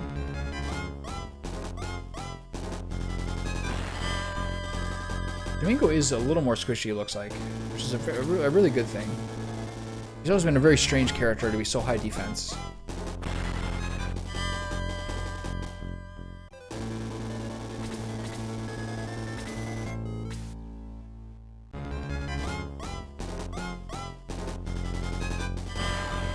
God, we're in so much trouble. How am I gonna pump out healing for all this?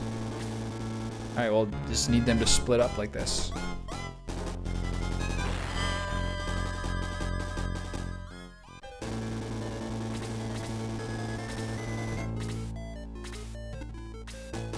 Fine. Light arrow powering, let's say this does 20. No, 15. Balberet is so good. I love that. Okay, so I think I can get a really clean aura here. I think that's better to do, really. This is really good on 2 people, and a slight bump for a 3rd one, so it's good enough. It's just that, like, we have to get some... We have to claw back some of these losses. She should still survive another hit. Depends on who she gets hit by. She does not survive another giant bat hit, but she survives another arrow. Or probably a Pegasus Knight hit. Okay. Keep the blast going. There you go. Okay, we're trying to stabilizing. I hate losing that guy early though.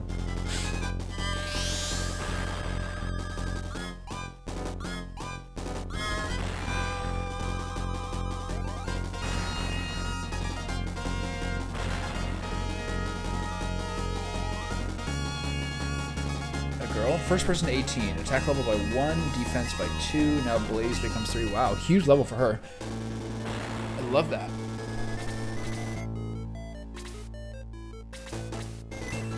Okay, there's a kill here.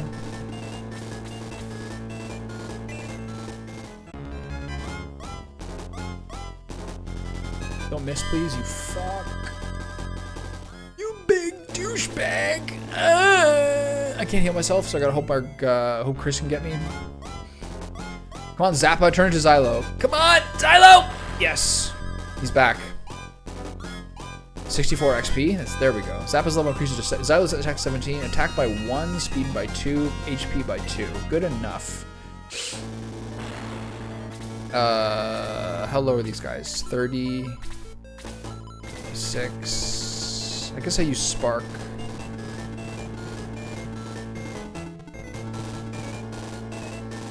Just attack the Dark Elf. How's the damage difference in these guys? 27, 29 with range. I think I sparked this guy. It should do what, 17 or something like that? Crit him! Not bad. If anything, Arthur can just use that again next turn.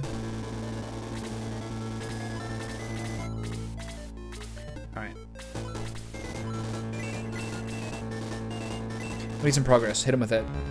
If she gets level 18, I wonder if she gets freeze 3 then as well. Is he gonna kill him? No. I did. I got lucky with the crit there. That should have landed at 13, and it would have been a total waste of mana.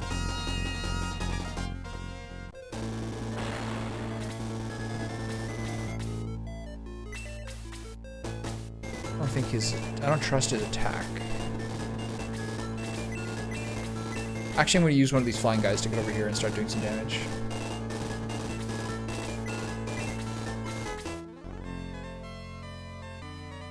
Seabat worries me. I'm not too worried about getting through this part of the battle. I just hope we have enough guys to deal with Balbazak.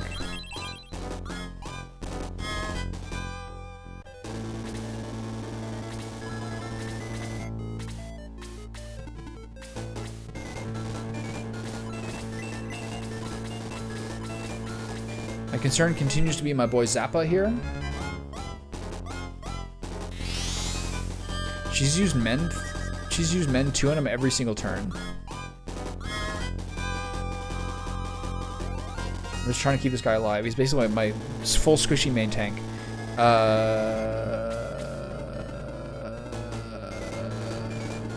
gotta kill this guy.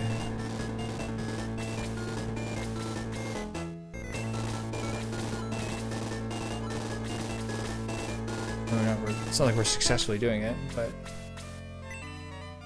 I think I'm kind of playing this like shit. There's other ways I can plan it. It's to set up like my guy's position for good auras and stuff. I haven't really been doing.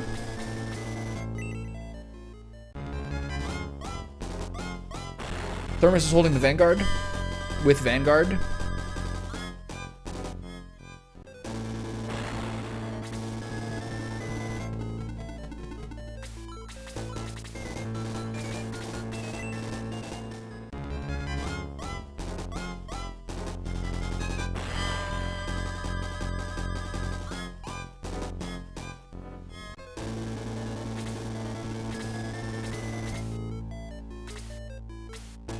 Okay, we now lose a second person, unless he dodges this. Okay.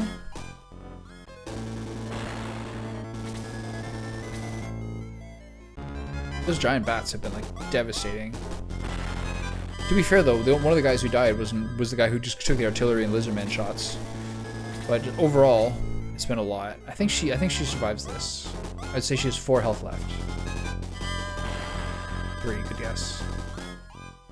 That's 4,800 in GeoGuessr. Okay, who else needs healing? Tau, Archer.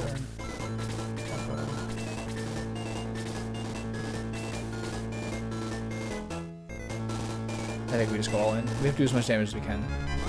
This is probably a mistake, because it's going to preclude people like Vanguard from being able to hit him. Yeah, that worked out. Alright, good job, Gong. Take that XP, buddy. You deserve it. 69.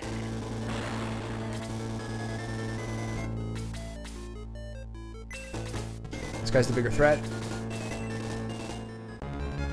Damn, this was really hard. Attaboy Xylo. 2 for 3. Back on track. Oh.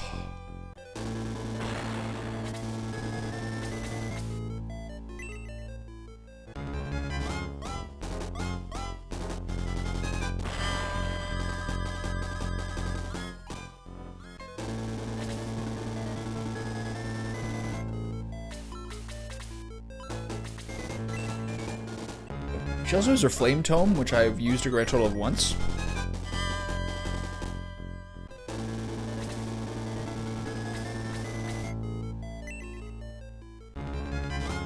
An 8 range Blaze 3. I should use that every time and then heal it for, I think it only takes 300 coins to repair.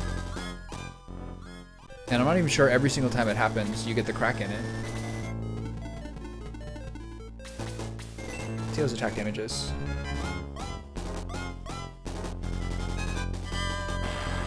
Not bad.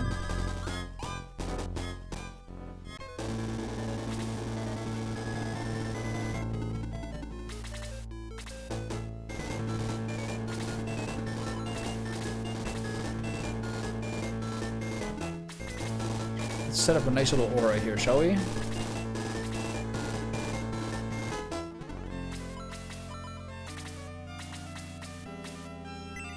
Alright. I think Vankar will crit this guy and kill him. Nope.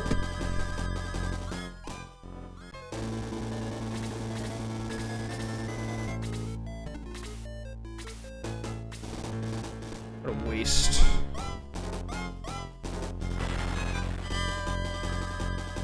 Okay, let's set up 2 auras.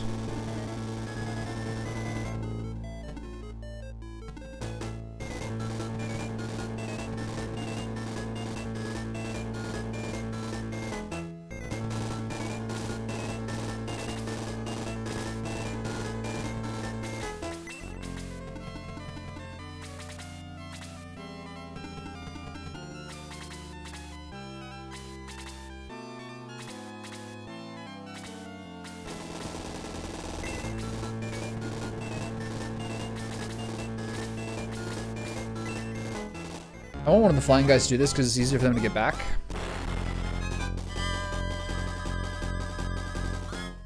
All that for 7 XP. Okay, so let's organize 2 auras here. It's fine.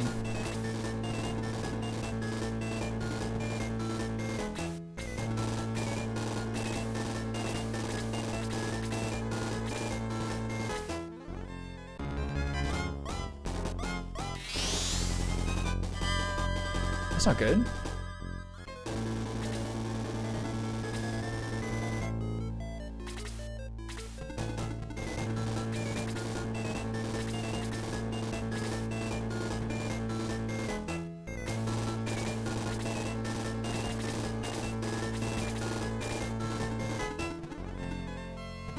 I want to be where he is, damn it.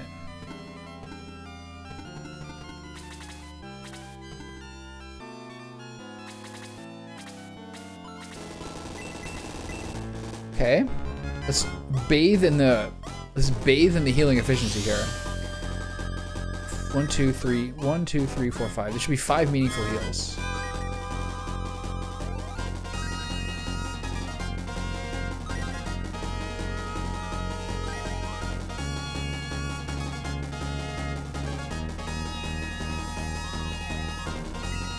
Speed by 1, mend becomes 3. That's really good for her.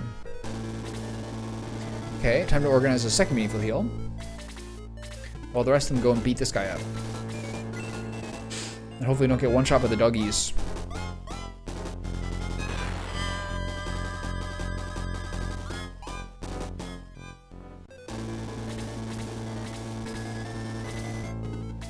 Okay, go ahead.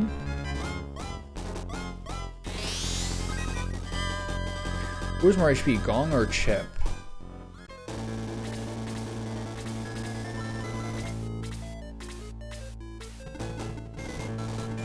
Just beat this guy. All hands on deck, we're punching.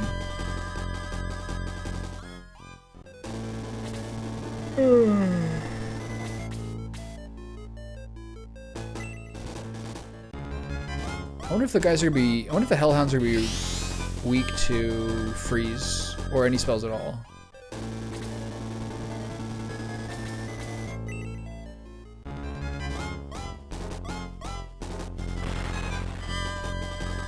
It's not that damage.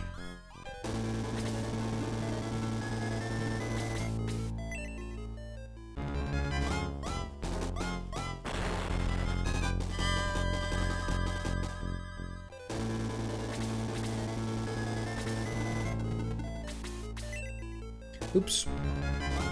He's been using that spear a lot.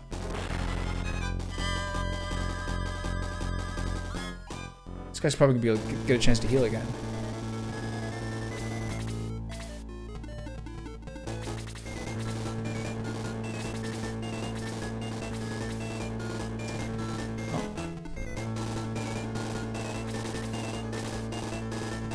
Awkward.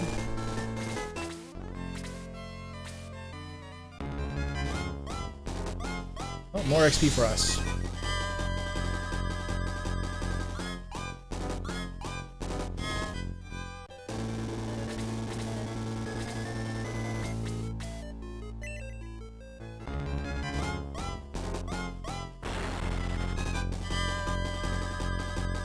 Gong's level increased to 17. Wow, he's getting some boo-boos. Oh, nice. Kokichi's range is crazy.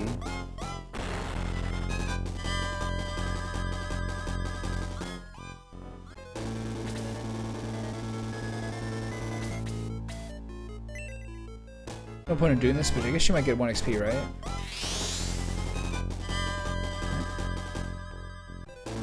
The thing with those muddle spells, etc., is I think you still get 1 XP, even if they work.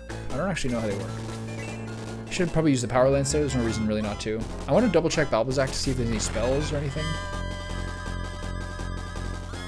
Okay.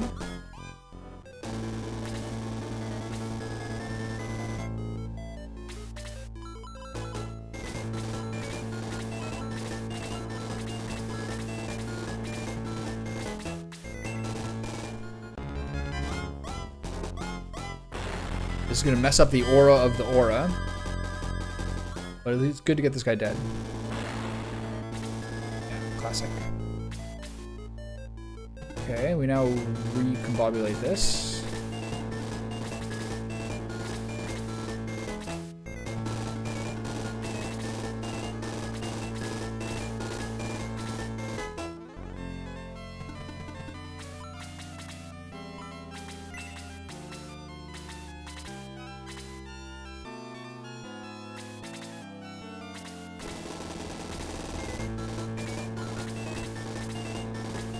Why is it your turn next? It's very strange. This is so annoying. Holy shit.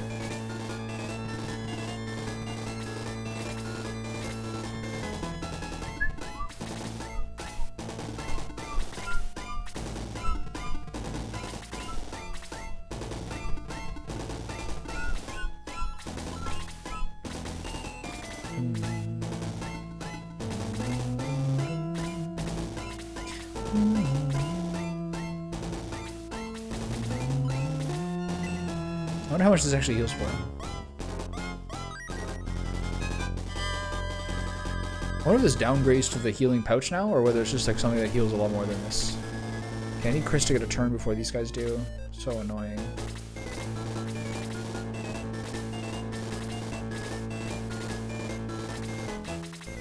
Chris, please, thank you. This actually should have been Gong doing it.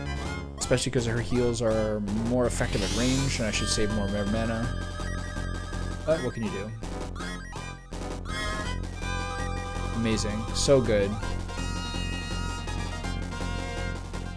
16 this time, 26 last time. Curious.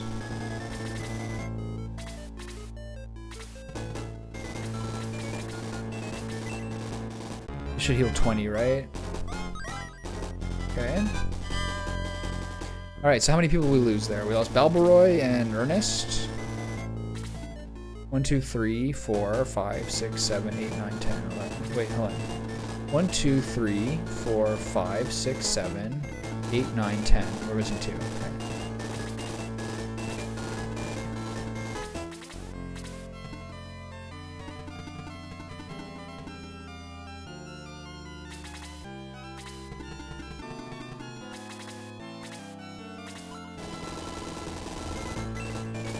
He's got a Doom Sword, so this is going to be very dangerous. 60% crit.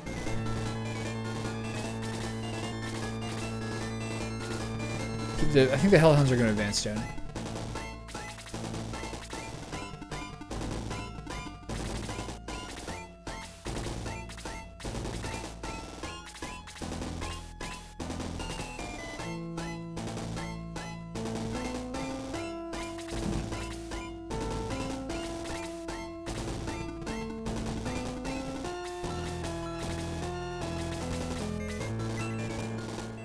Okay.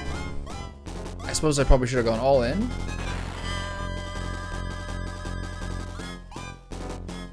I swear to God that dog on the left has sunglasses on. Okay, let's check out the defense levels. How likely are these guys to have... How likely are these guys to have magic resist? Or magic vulnerability? I swear to God that left dog has sunglasses on. Xylo with the crit.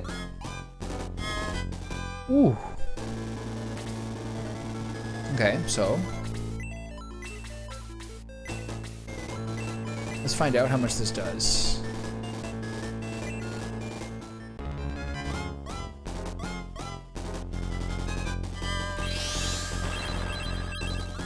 Okay, so freeze does 50. I suspect that blaze does not.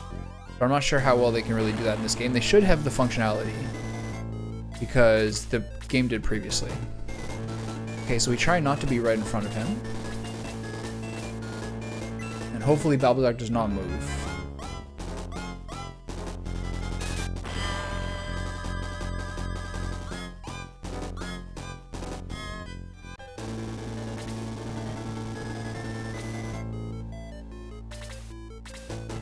He doesn't move. Okay, if he crits him, how bad does this hit? It's a normal attack for 23, which means he crits him for 34 probably.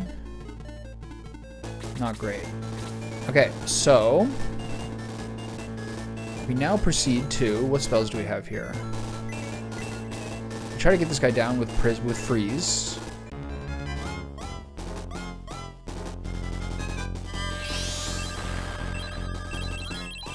I'm not going to try for curiosity's sake to see how much Blaze does, but we absolutely unequivocally need to kill these guys as soon as possible. It's probably less than he would have taken. Actually, probably for Vanguard, it's probably about the same as he would have taken. Okay, now. Oh, that's so cheesy. What the fuck? Okay, so this is where I heal him. I'm just going to do standard heals. Silver Knight's up there, off the ship. What a diabolical change. Silver Knight's not the worst. I'm going to try to block that off with the flying guy, just so we can continue to encircle Balbazak.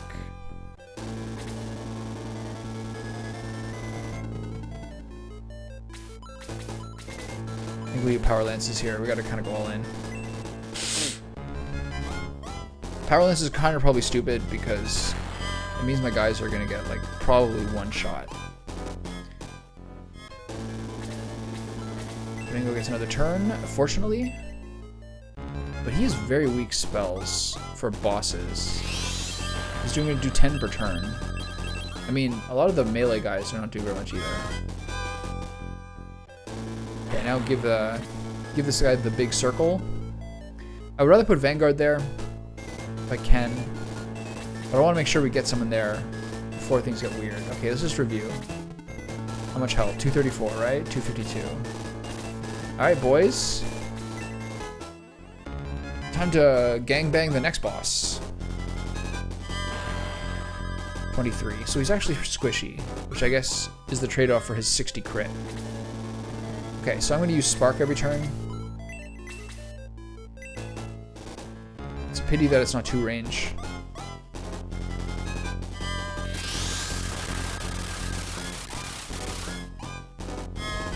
I'm not sure Arthur could do more than 15 normally.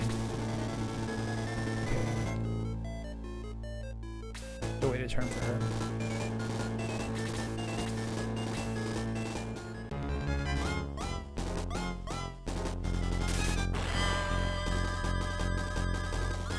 $46 on the fucking nose. I should use heal too. That means it's critting double, which I didn't expect. I thought crits were 150%. And spell crits are double. So why would that crit be? I guess maybe it's just unique to this character. But I don't know if I can... We're down to 9. 9's still a lot. He needs a heal. I don't love getting the hero in there.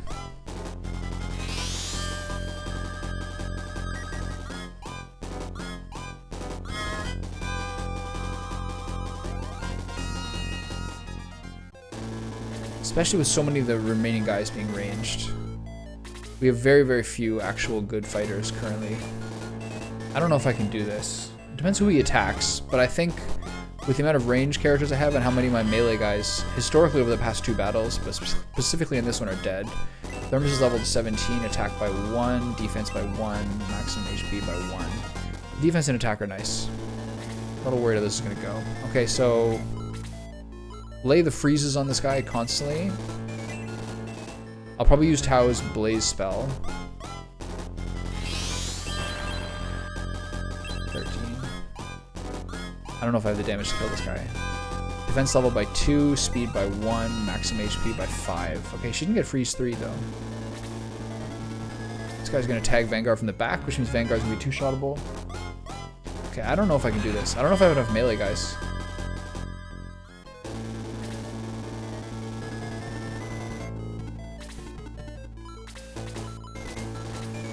I gotta keep healing him.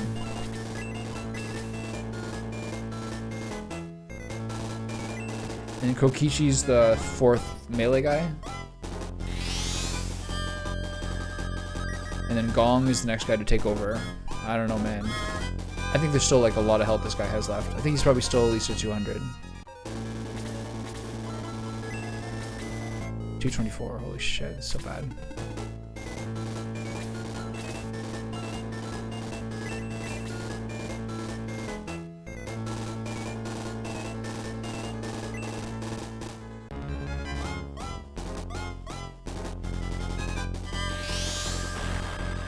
It's not worth the damage. I should just do Blaze 1 every time. I think I'm doomed.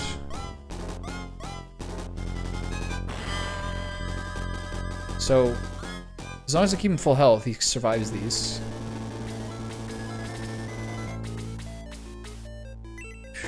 Shit. I shouldn't use Blaze 3 there. Whatever. It's not like I can use 13 spells before this is over anyway. Keep up the sparks. Well, let's see how much the attack is. Spark is 15.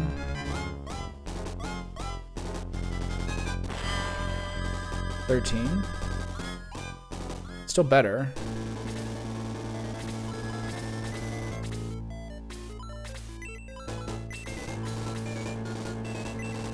Gotta keep healing him.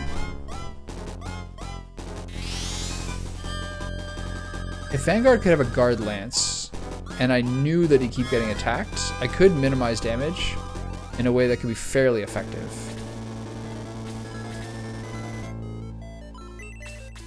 But this is going to be a slow chip down. Just got to get lucky with the crits. It's a shame that... who did crit? He crit Xylo for 46. That's so devastating. I think Xylo literally had 46 health. Okay. Just to review, what lances do we have? Yeah. Ignore the Silver Knight.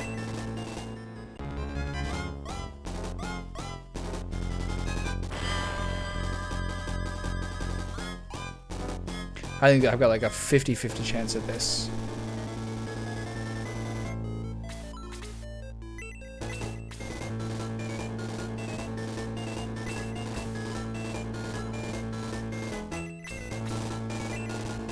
I think I do 2 more freeze for 2s, and then just gonna get down to freeze 1 spam. Just because we are kind of on a timer. I don't think he has any healing spell. He has a healing bag. Okay, good. Okay, we gotta just hope that he just keeps not getting hit. I'm 100% not using a power sword on Thermus because he might get 1 shot. Okay, 17's good. This is where I'm worried. The Vanguard, if the Silver Knight hits into a Balbazak crit, I die. Especially with this guy, just double critting. Okay. Alright, we're looking kind of sustainable here.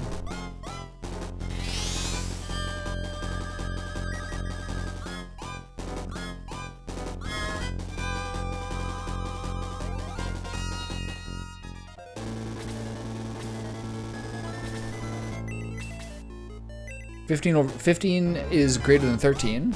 And since we're basically on a DPS rush, I think he's probably like 150 now, right? 176? Wow, this is taking forever. 166. Oh, nice. 161.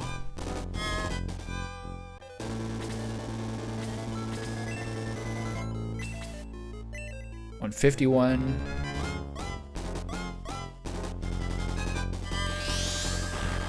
I'm gonna use the tome.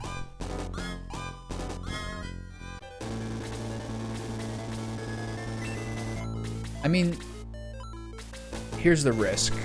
If they're going for Vankar, that means I can use power swords on the other guys, right? So that's 129. But he might change his target.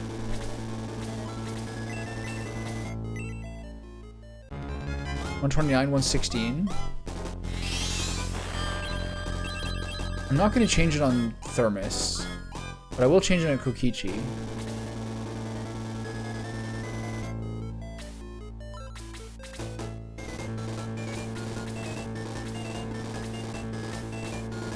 I'm trying to muddle this guy.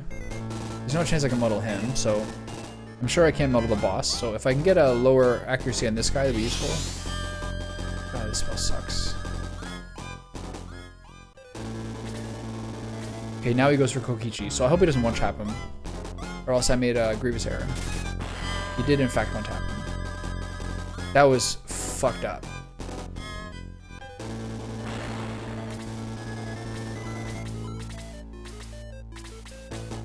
I gambled and I lost. Fuck.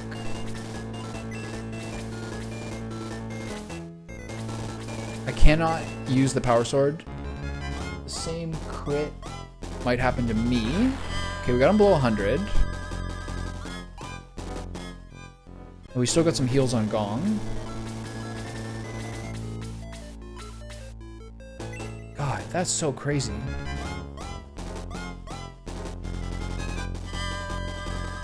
Like, these actually really matter, I think.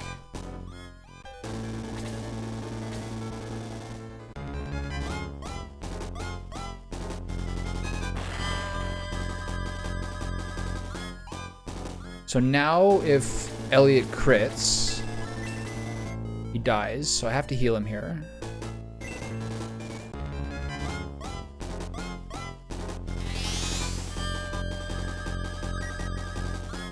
I think we're good. Unless there's some real bad luck, or he like just spins and kills Thermos or something.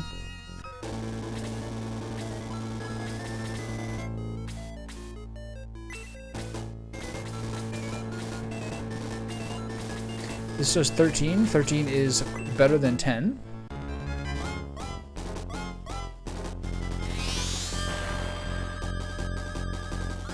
Wait, is he healing? This guy heals? Oh, 149. Oh my god. This is the first boss that heals. Oh, that Kokichi loss. I think this is over. Wow, man, that's so fucked up.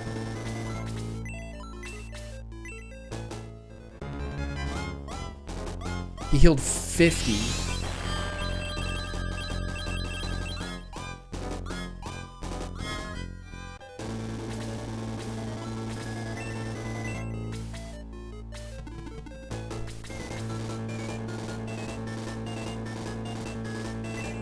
How much does he attack?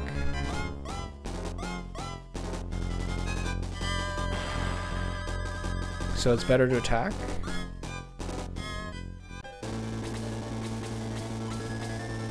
Wow.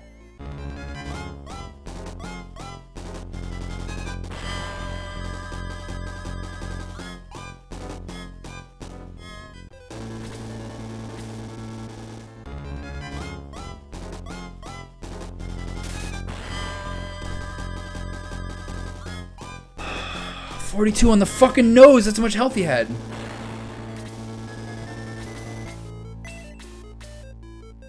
There's nothing I can do here with her.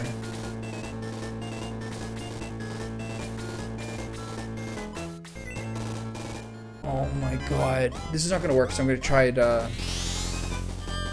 Oh, that's good.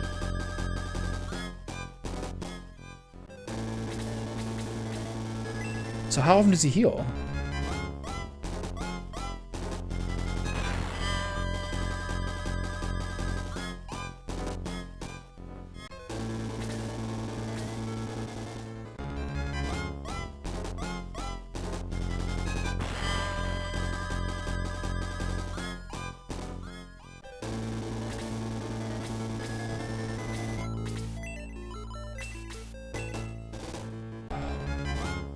Can't believe it. So every round, I guess?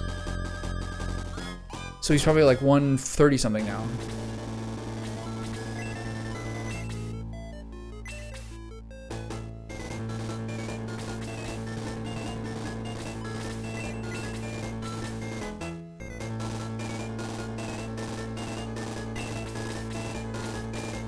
So I'm gonna save that heal for more than just 11, which might get me my Vanguard killed. Wow, this is borderline impossible.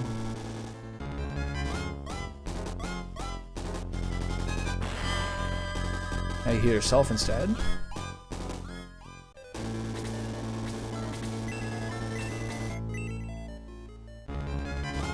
The first guy, I think he might be the first guy who heals. He's critting a lot.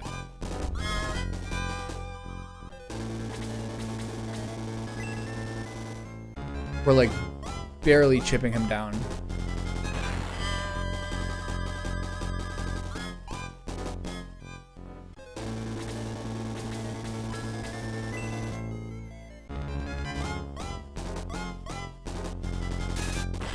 That's so lucky.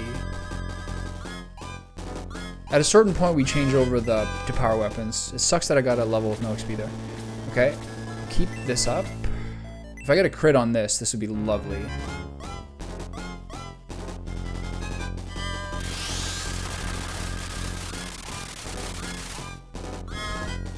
Or a miss from Balbazak would be nice as well.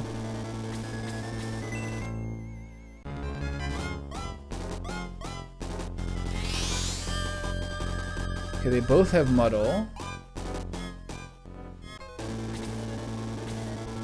So a Gong has to heal probably Vanguard. Or Vanguard heals himself. Nice. But the problem is, like, we almost can't...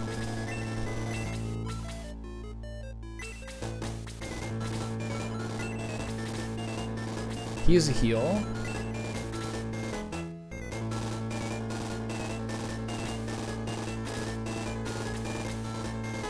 This is so crazy.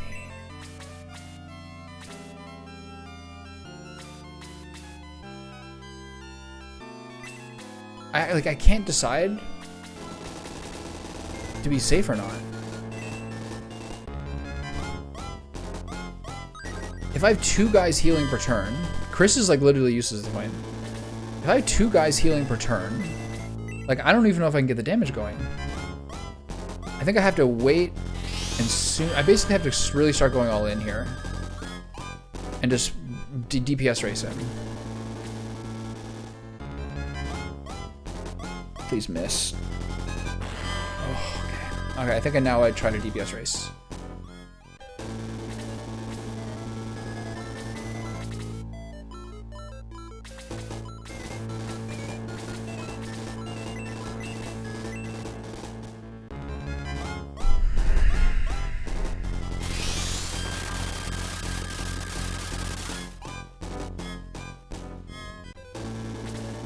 I think that actually would have been more damage if I attacked there.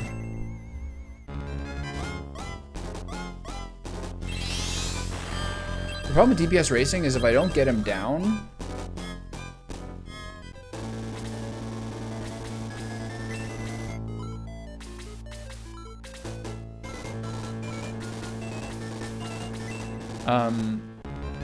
I have more of a chance of losing a team member.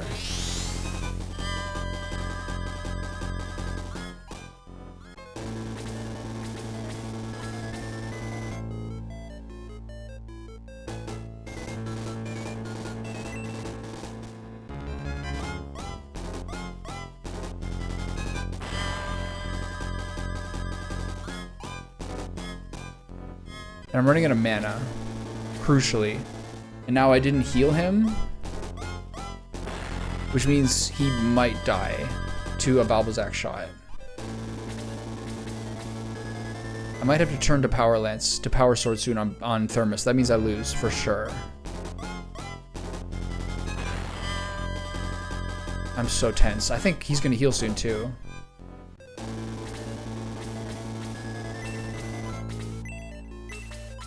Do I keep attacking? Let's see turn order.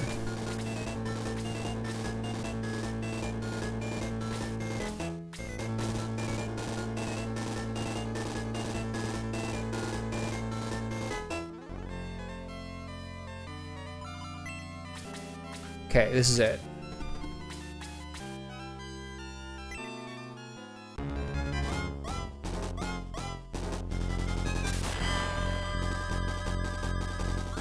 That's a really lucky crit. That's fine. Don't kill him, please. Oh, fuck.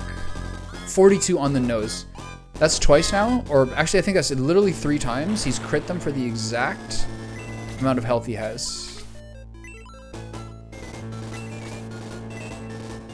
I hope I still have enough to kill him. That is unreal. This is a really unpleasant fight.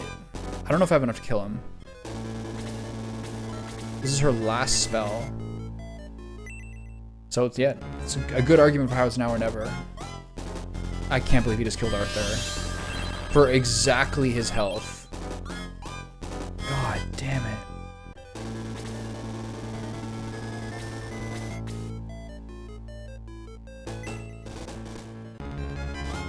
Oh, I should have used my normal attack. What am I doing? Alright, well maybe that, I don't know, it doesn't help. I should have used my normal attack. That was a huge mistake. Max up MP by 5. Because I needed that damage. Because I don't know if I have enough here. Depends who else's turns. I think I'm fucked. Nice. I actually really think I need that Arthur damage. Okay, well, YOLO. Come on, buddy, I need a crit here.